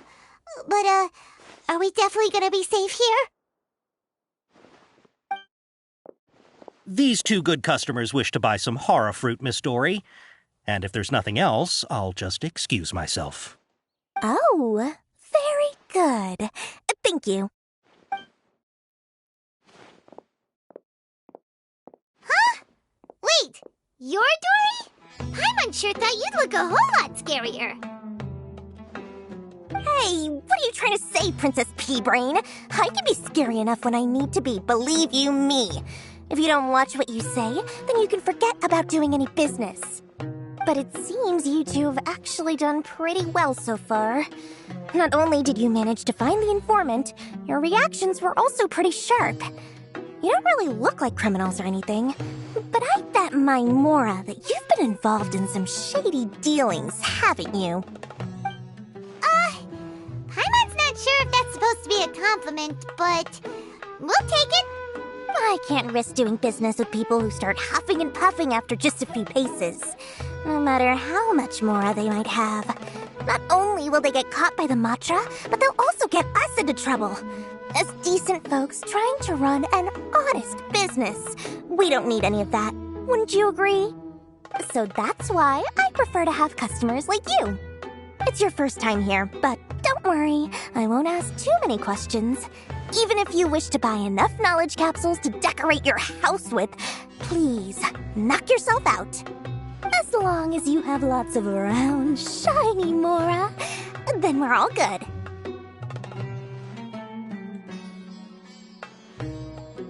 Ah, yes, of course, of course. Go ahead, help yourselves. Voila! Wow, she has a trove of canned knowledge. Whew. She'd probably be in serious trouble if the Matra caught her with all this. What kind of products do you seek, my dear customers? Don't worry, I'm not interested in your reasons for buying. I can, however, offer some suggestions. Take this one, for example. An analysis of the sociological ideology and dialectics of the Hilichurls. Only 3 people in all of Teyvat have ever studied it, making it extremely rare. It's on sale now for 350,000 Mora. Yeesh, who would want to be an expert in that topic? Or how about the architectural styles and construction methods of Teyvat in the early Archon War period? With this one, you can become an expert in historic architecture preservation and find an excellent, well-paying job in nearly any nation. Ooh, now this sounds like it could be useful. 2 million Mora, and it's yours. No discounts. Whoa, that's a lot of Mora! Of course, you are free to pick whatever your heart's desire. The contents and price of each knowledge capsule are indicated in small text on the body of each one, down at the bottom. All right, let's try the method that Alhaitham mentioned.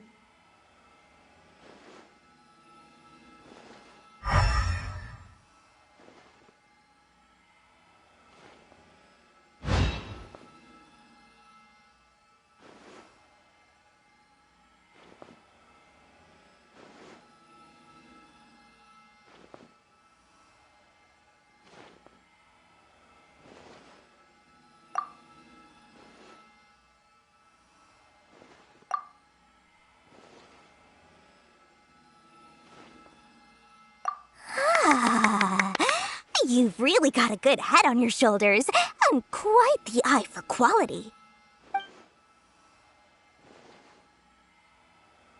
We'll take these, please and thank you. My oh my, you are blessed with a taste for both the exquisite and the extravagant. Customers like you are a rare breed. 1 in 100. No, 1 in 1,000 even. Listen, I have a special offer for you two. If you spend just 100,000 more, you can pick any knowledge capsule of your choice up to a value of 1 million mora. Say what now? Hey, did you hear that? Spend another 100K and we get a capsule worth a whole million! But all the canned knowledge we just bought is easily worth 500,000 mora. If we spend just a little more, we can get something worth 1 million mora. Isn't that a fantastic deal? Think about it. We've gone to all this trouble to get this canned knowledge. And so far, everything we bought belongs to Alhaitham. Aren't you even the least bit curious about how this whole canned knowledge thing works? We're talking instant knowledge here. Don't you want to try it yourself?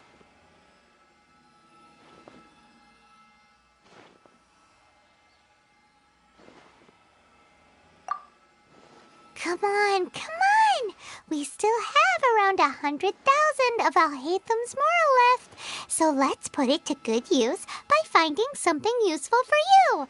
Ahem! You've got a deal, Dory! We'd like to spend an extra 100,000 mora. Excellent! Then please, select from this fine collection of canned knowledge over here. Hold on a second. Paimon thought we could choose whatever we wanted. Why can't we choose the ones from over there? Oh, but my dear customer, the knowledge capsules over here are worth 1 million mora each. I'm sure discerning customers like yourselves will be able to find something to your liking. Please, take your time. Uh-oh, Paimon has a bad feeling about this. Let's use Elemental Sight again to check these.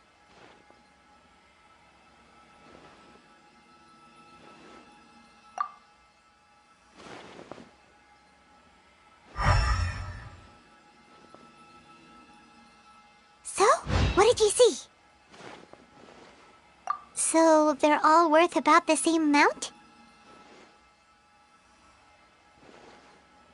Well, anyway, the mora's already been spent, so let's at least try to find something useful. Let Paimon take a look here. An introduction to traditional Sumeru brewing techniques, the art of growing spices, an overview of ancient runes.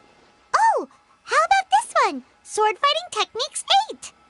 Not sure we'd ever find volumes 1 through 7, but at least this knowledge should be useful, right? Let's go with this one.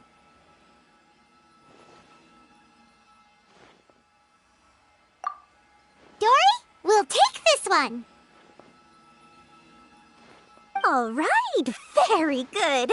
I'm expecting some new goods in the next couple days, so be sure to check back again soon. Whether it's canned knowledge or anything else you need, bring your mora to Dory and doors will open. Our dealings with Dory went smoothly enough. Let's head to Wakala Funduk and meet up with Alhaitham. Hopefully now he'll finally tell us about what the Academia lost. Trust me, I'll find you your perfect color.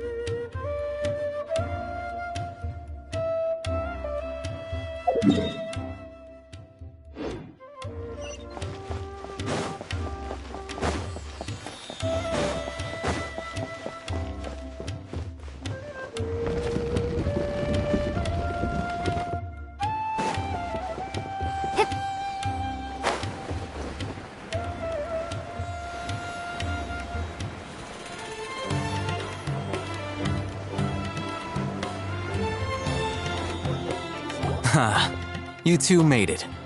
And from the looks on your faces, you were successful. Whoa, there's so many people from the Academia here. Why would you pick this place as our meetup spot? Well, Wakela Funduk is under the Academia's control, so naturally the Academia has people working here. I came to Port Ormos under the pretense of conducting official business. You're a pretty daring guy. Tell me how your encounter with Dory went. Okay, we did what you asked. So, can you tell us about the knowledge capsule that the Academia lost now?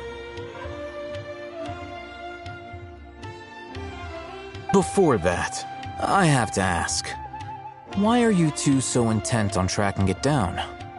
You don't have to answer, of course.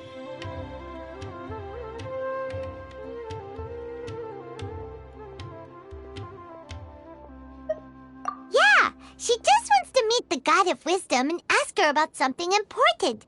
We've been in Sumeru for a while now, but we still haven't found a way. When we here in case it turned out to be our lucky break. In that case, you're on the right track. A short while ago, the Academia lost a knowledge capsule in the desert. It's supposedly a divine knowledge capsule. Use it, and you'll gain the wisdom of the gods.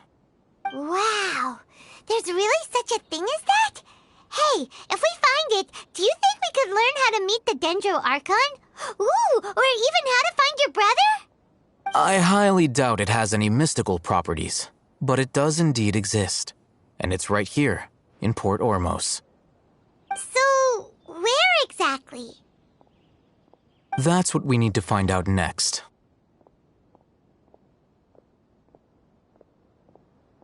I won't deny that. I am investigating because I'm curious as to what the Divine Knowledge Capsule truly is. As you know, the Eremites in Port Ormos also have their eyes on it. It is an extremely precious item. The knowledge contained within may bring great power or wealth to whoever has it in their possession. Several brigades have been vying for ownership of it as of late, but there is still no victor. My personal finances and connections cannot compete with those of the Eremites. After attempting various methods, I finally managed to reach a tentative agreement with several brigades. I agreed to forego ownership of the Divine Knowledge Capsule in exchange for the opportunity to study it. After all, there's no harm in understanding what it is. However, there are those who are less amenable to negotiation, such as those from Ain al-Ahmar. They adamantly believe that the Divine Knowledge Capsule contains King Deshret's power, and that he will return to this world when they obtain it. They refuse to let anyone from the Academia tarnish their deity's soul. So you kept hounding them because they refused to cooperate with you? Yes. Ain al-Ahmar isn't exactly wealthy, but its members are determined to get that capsule by any means necessary. To that end, they've resorted to many methods more foul than fair in order to amass sufficient funds. So, I've been sabotaging their business to force them into negotiating with me. The Divine Knowledge Capsule should be up for a secret auction within the next few days.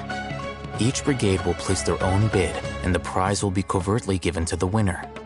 To ensure the capsule's security and to evade the mantra's notice, the winning brigade will not publicly disclose their victory. Unless I know whose hands the Divine Knowledge Capsule ends up in, my agreements with them will fall through. Dory is the most reliable source of information, but that avenue was previously closed to me. With you on board now, the situation is different. In other words, you wanted us to befriend Dory so you could find out where the Divine Knowledge Capsule is. Yes, you can say that. But this arrangement harms none of us. The day after tomorrow, go back to Dory and try to purchase information on the Divine Knowledge Capsule's whereabouts. If she has no information, wait 2 days and approach her again. If I get the opportunity to study the Divine Knowledge Capsule, I will relay my findings to you. Will that suffice as compensation?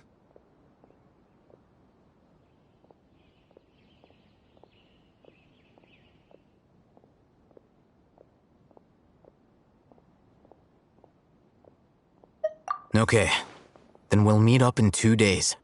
Alhaitham, before you go, we actually bought a knowledge capsule for ourselves, but we're not sure how to use it. You two want to try using a knowledge capsule? Sure, I can teach you. Doing so right under the Academia's nose is a bit problematic, though. What do you say we head to the outskirts of town?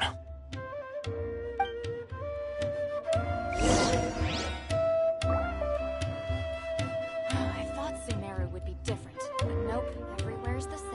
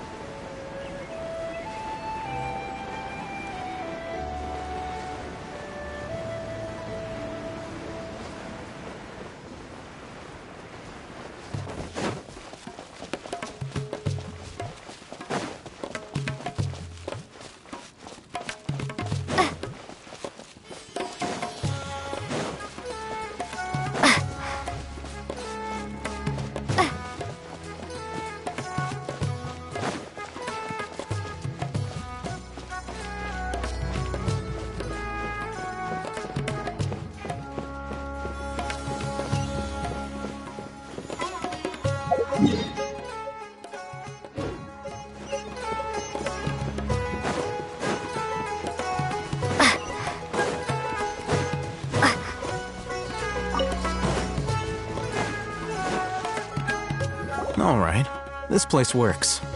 Show me the capsule you purchased. Here. Sword Fighting Techniques 8. Huh. A combat class knowledge capsule. This class is something of a rare find these days, since most have been taken by the Eremites to augment their battle capabilities. Really? Ah, yeah, what a great buy! If you want to determine the efficacy of this capsule, I can evaluate your combat ability. However, effects will likely be minimal if you already possess a high amount of strength. We can conduct a controlled experiment where you fight 2 battles, one before using this knowledge capsule and one after. While you fight, we can use an Akasha terminal to monitor your various physical parameters. There may be variances in your physical strength between the 2 tests, as well as a disparity in your opponent's abilities. But don't worry, I'll run statistical analyses afterward to mitigate any confounding effects. Wow! Haytham! You must have been one of those guys at the Academia who got top grades on everything. Paimon's curious about something, though. You definitely weren't one of those students who needed canned knowledge to graduate from the Academia, right? So why are you risking getting caught by the Matra for this capsule?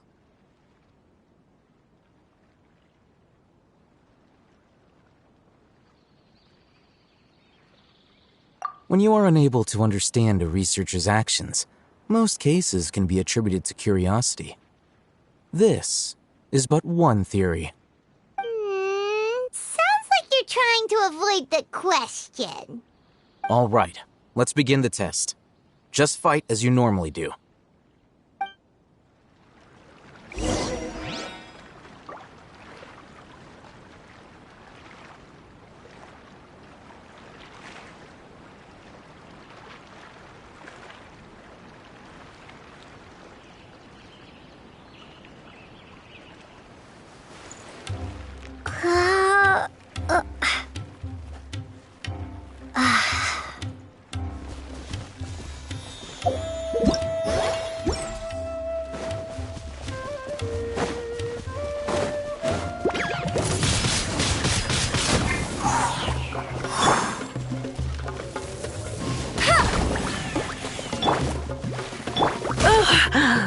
Come a little closer.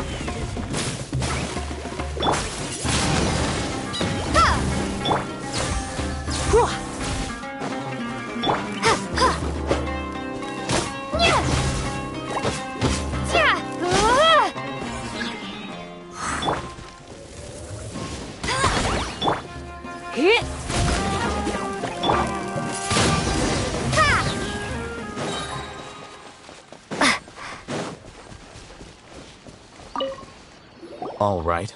I'll link your Akasha terminal to record data. The next step is to use this knowledge capsule. Hold it in your hand. I'll help you establish a connection with it so you can activate its power.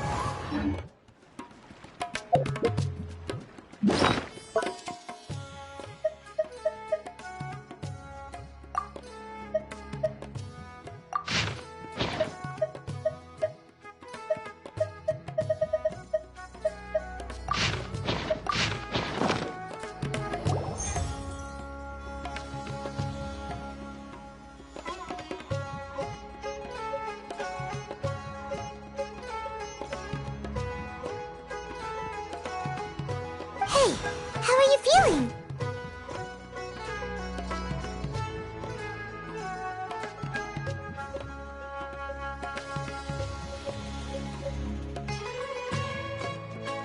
You mean that it worked? All right. Time for round 2. Fight with the same composure as before.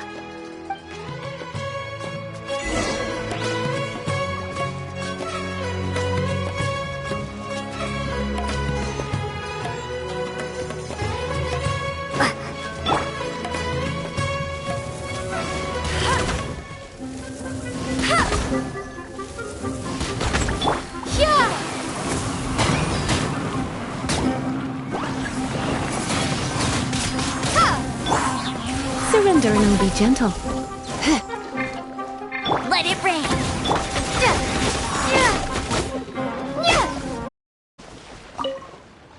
Now, I'll start recording data again. Oh, Hatham, how's it going? Well, the knowledge capsule you purchased did improve her combat capability. During the second fight, her overall fighting performance increased by 0.073%. Wait, how much?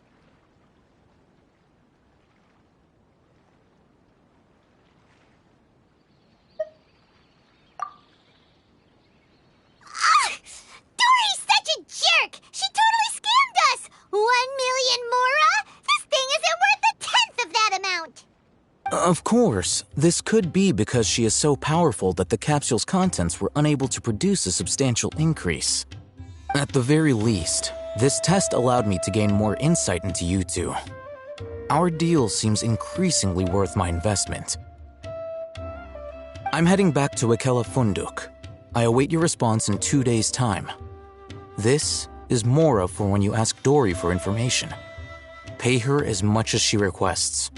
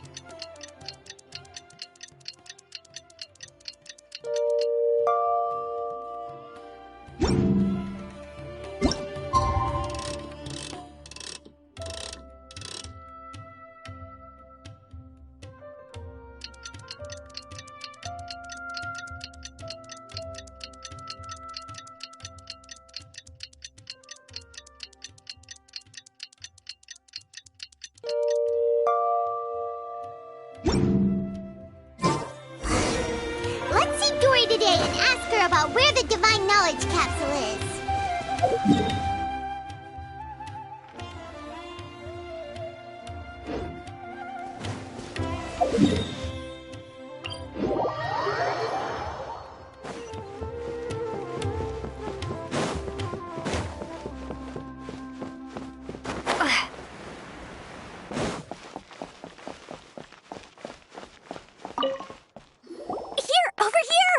Welcome back, my loyal patrons. What can I do for you this time? You name it. Canned knowledge, supplies, or anything else you need. I'll find a way to get it. Where there's a waterfall of Mora, there's a way. Can you really get us anything we want? Anything at all? Aha. So it appears that canned knowledge alone is no longer sufficient for your opulent appetite. Then please oblige me. Tell me what you have in mind.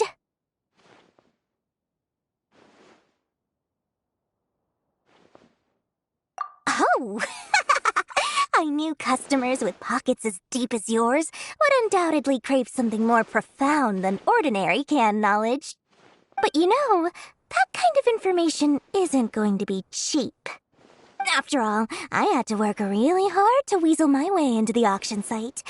Not to mention that if anyone found out that I was the leaker, I would be in big, big trouble. But how can we be sure your information is accurate?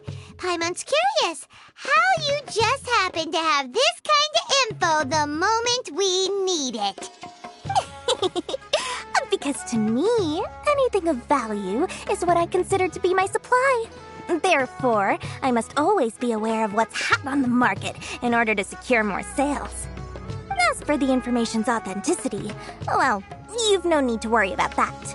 I used a camera to take a picture of the transaction. That way, no one can dispute it.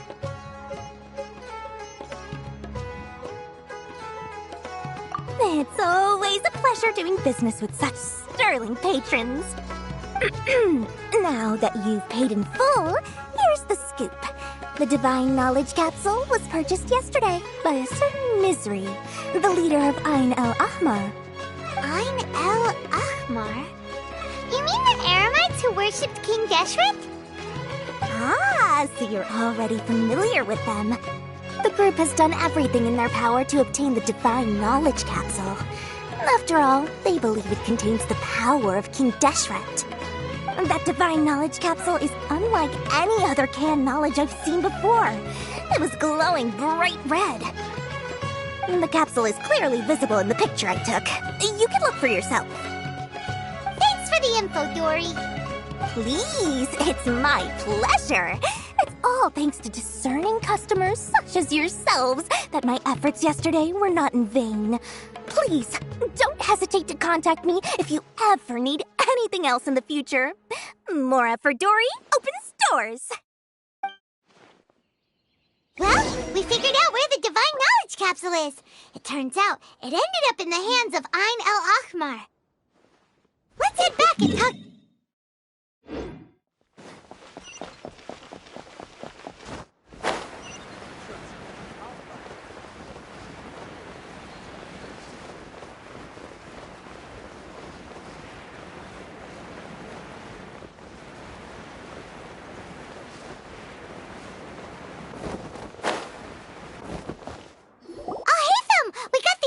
wanted. Really? All right. Let's hear it.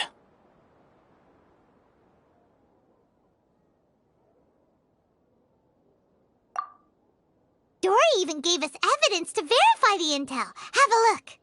Huh, look at that. Clear as day. It must have taken some guts just to infiltrate the scene of the Eremites' transaction. But then to get close enough to take a picture like this. Bold move, Dory. Very bold move. All right. The person in this picture is indeed Misery, the leader of Ain el-Ahmar. And the glowing red capsule he's holding appears to be the Divine Knowledge Capsule. In which case, if we play our cards right, when we confront them next week, we should be able to force them to show their hand. At first, Paimon didn't get why you were provoking these Ain el-Ahmar guys. But now, it sort of makes sense. Everything's playing right into your hands. After we defeat them, we can finally have a serious talk with their boss and get them to lend us the Divine Knowledge Capsule. Thank you for your time and efforts. Take a few days off while I make some preparations. Let's meet up again on the afternoon of the arranged date, 3 o'clock sharp. See you then.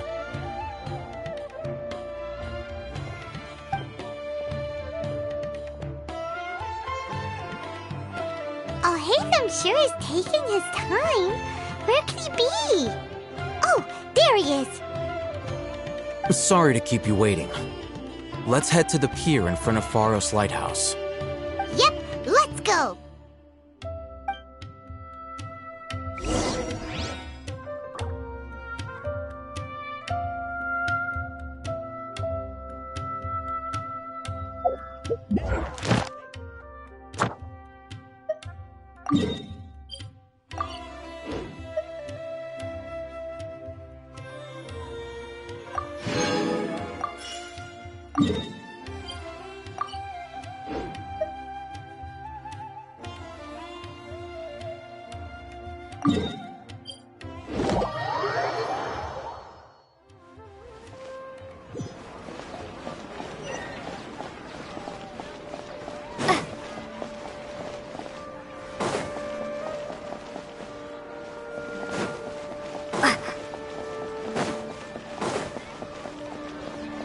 Ad Astra Ab...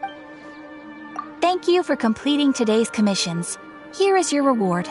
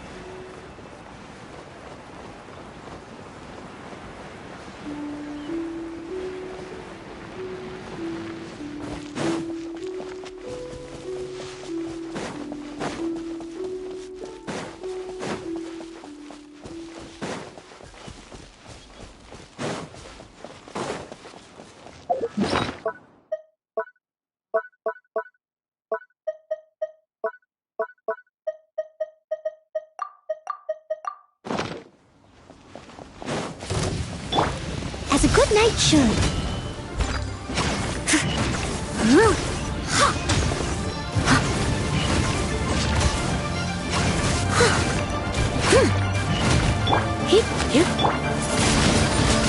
Windblade!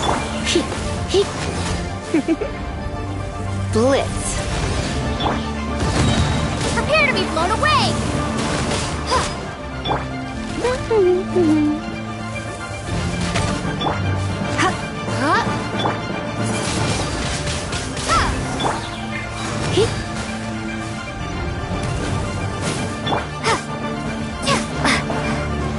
I must leave no stone unturned.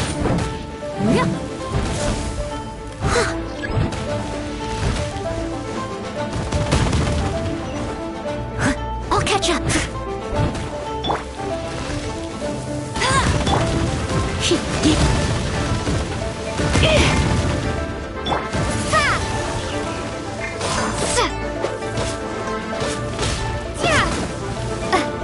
You're in. I have some. Leave it all to me. Someone needs.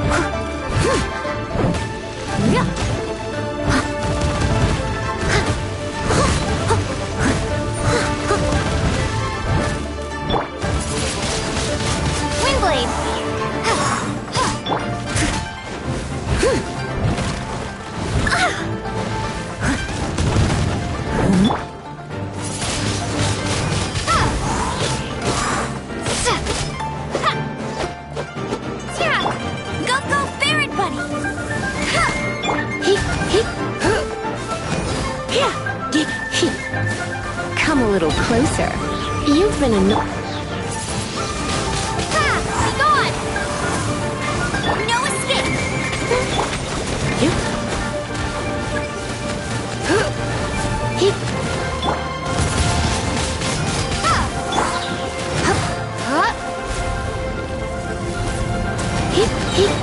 Let's spark.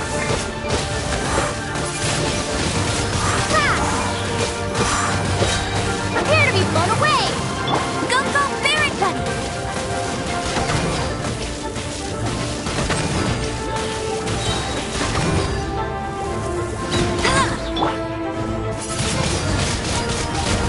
Let it rain!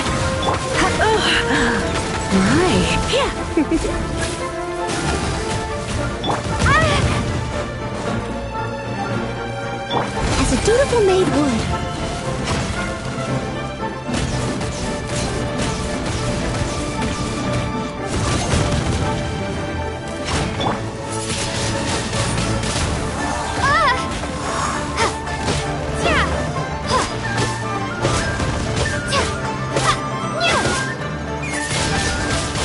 Windblade!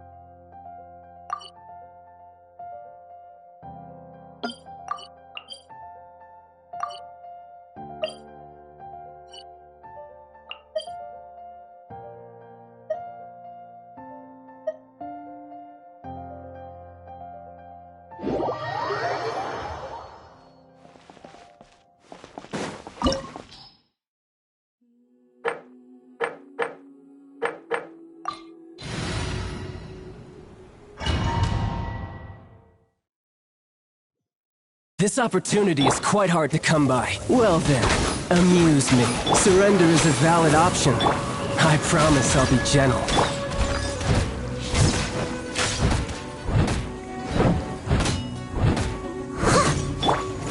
Cowering already? Don't be such a brute.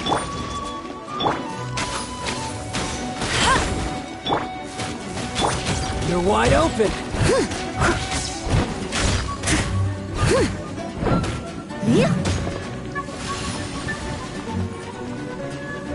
Poor timing.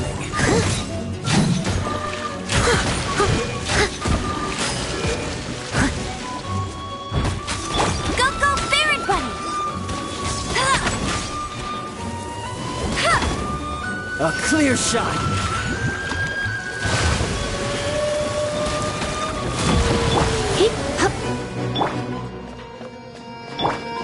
Steady as stone.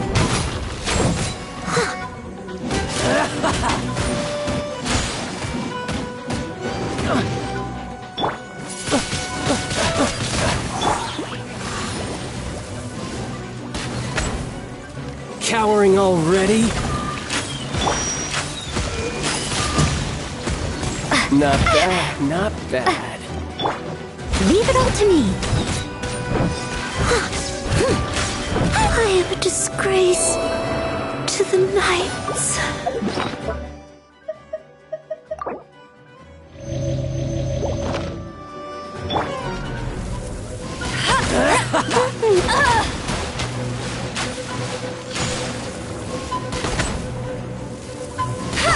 Run all you like.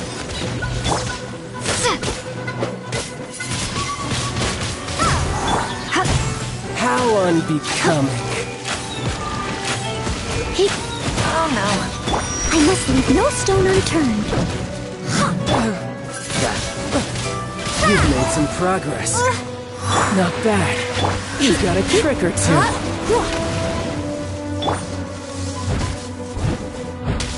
I'll catch up. Something else catch your eye?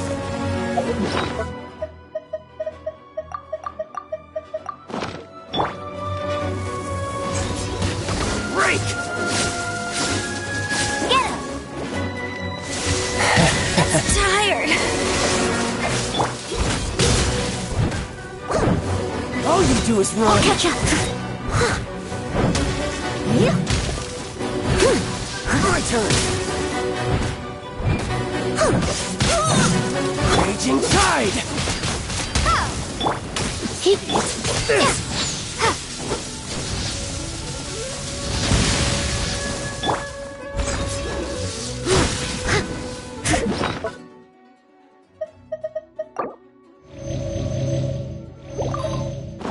Who's hiding back there?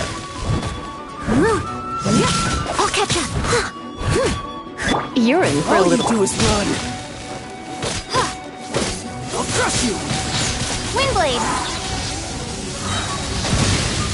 Maybe I wasn't meant for this world.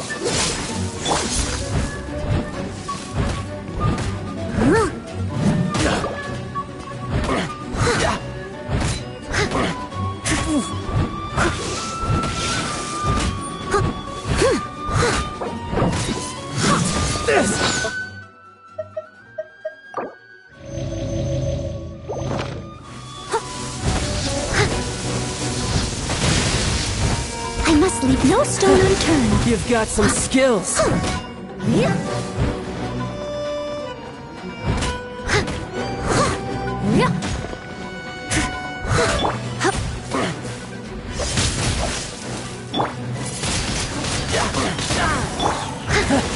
You've got some skills. Steady as stone.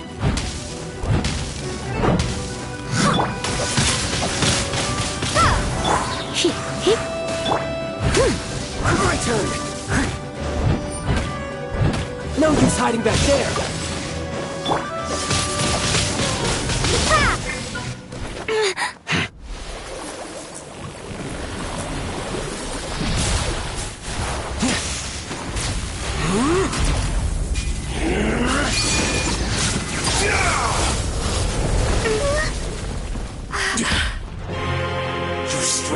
praiseworthy. I too shall use all of mine. So, don't you dare disappoint me. Foul legacy, the devouring deep!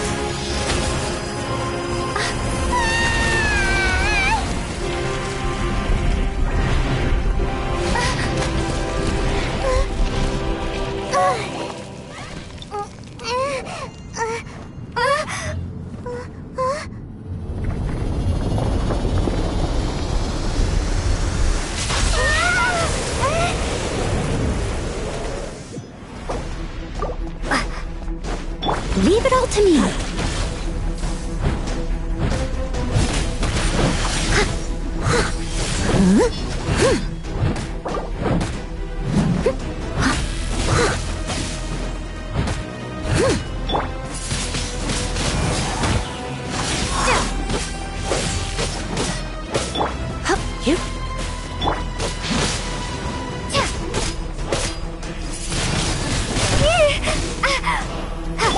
I must leave no stone unturned.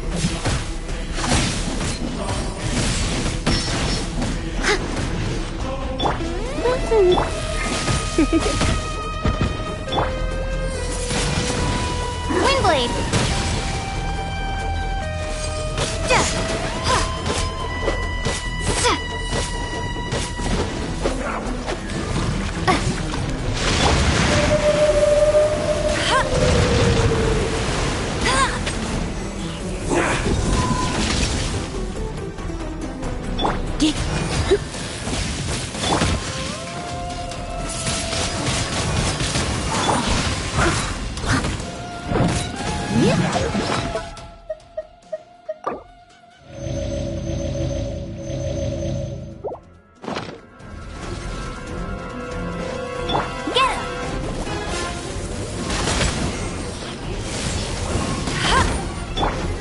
Surrender. Die here.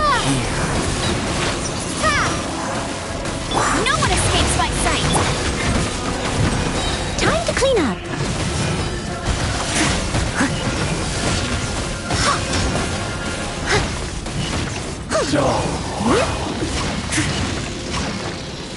I'll catch up. You got me.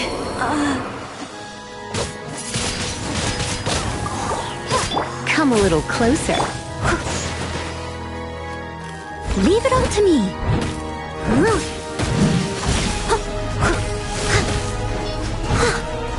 I'll catch up.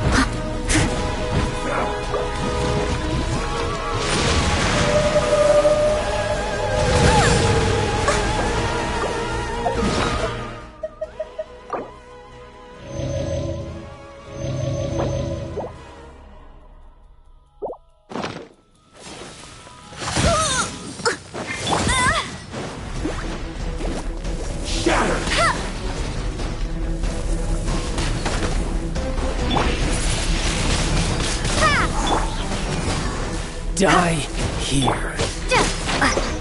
Steady as stone. They still need me.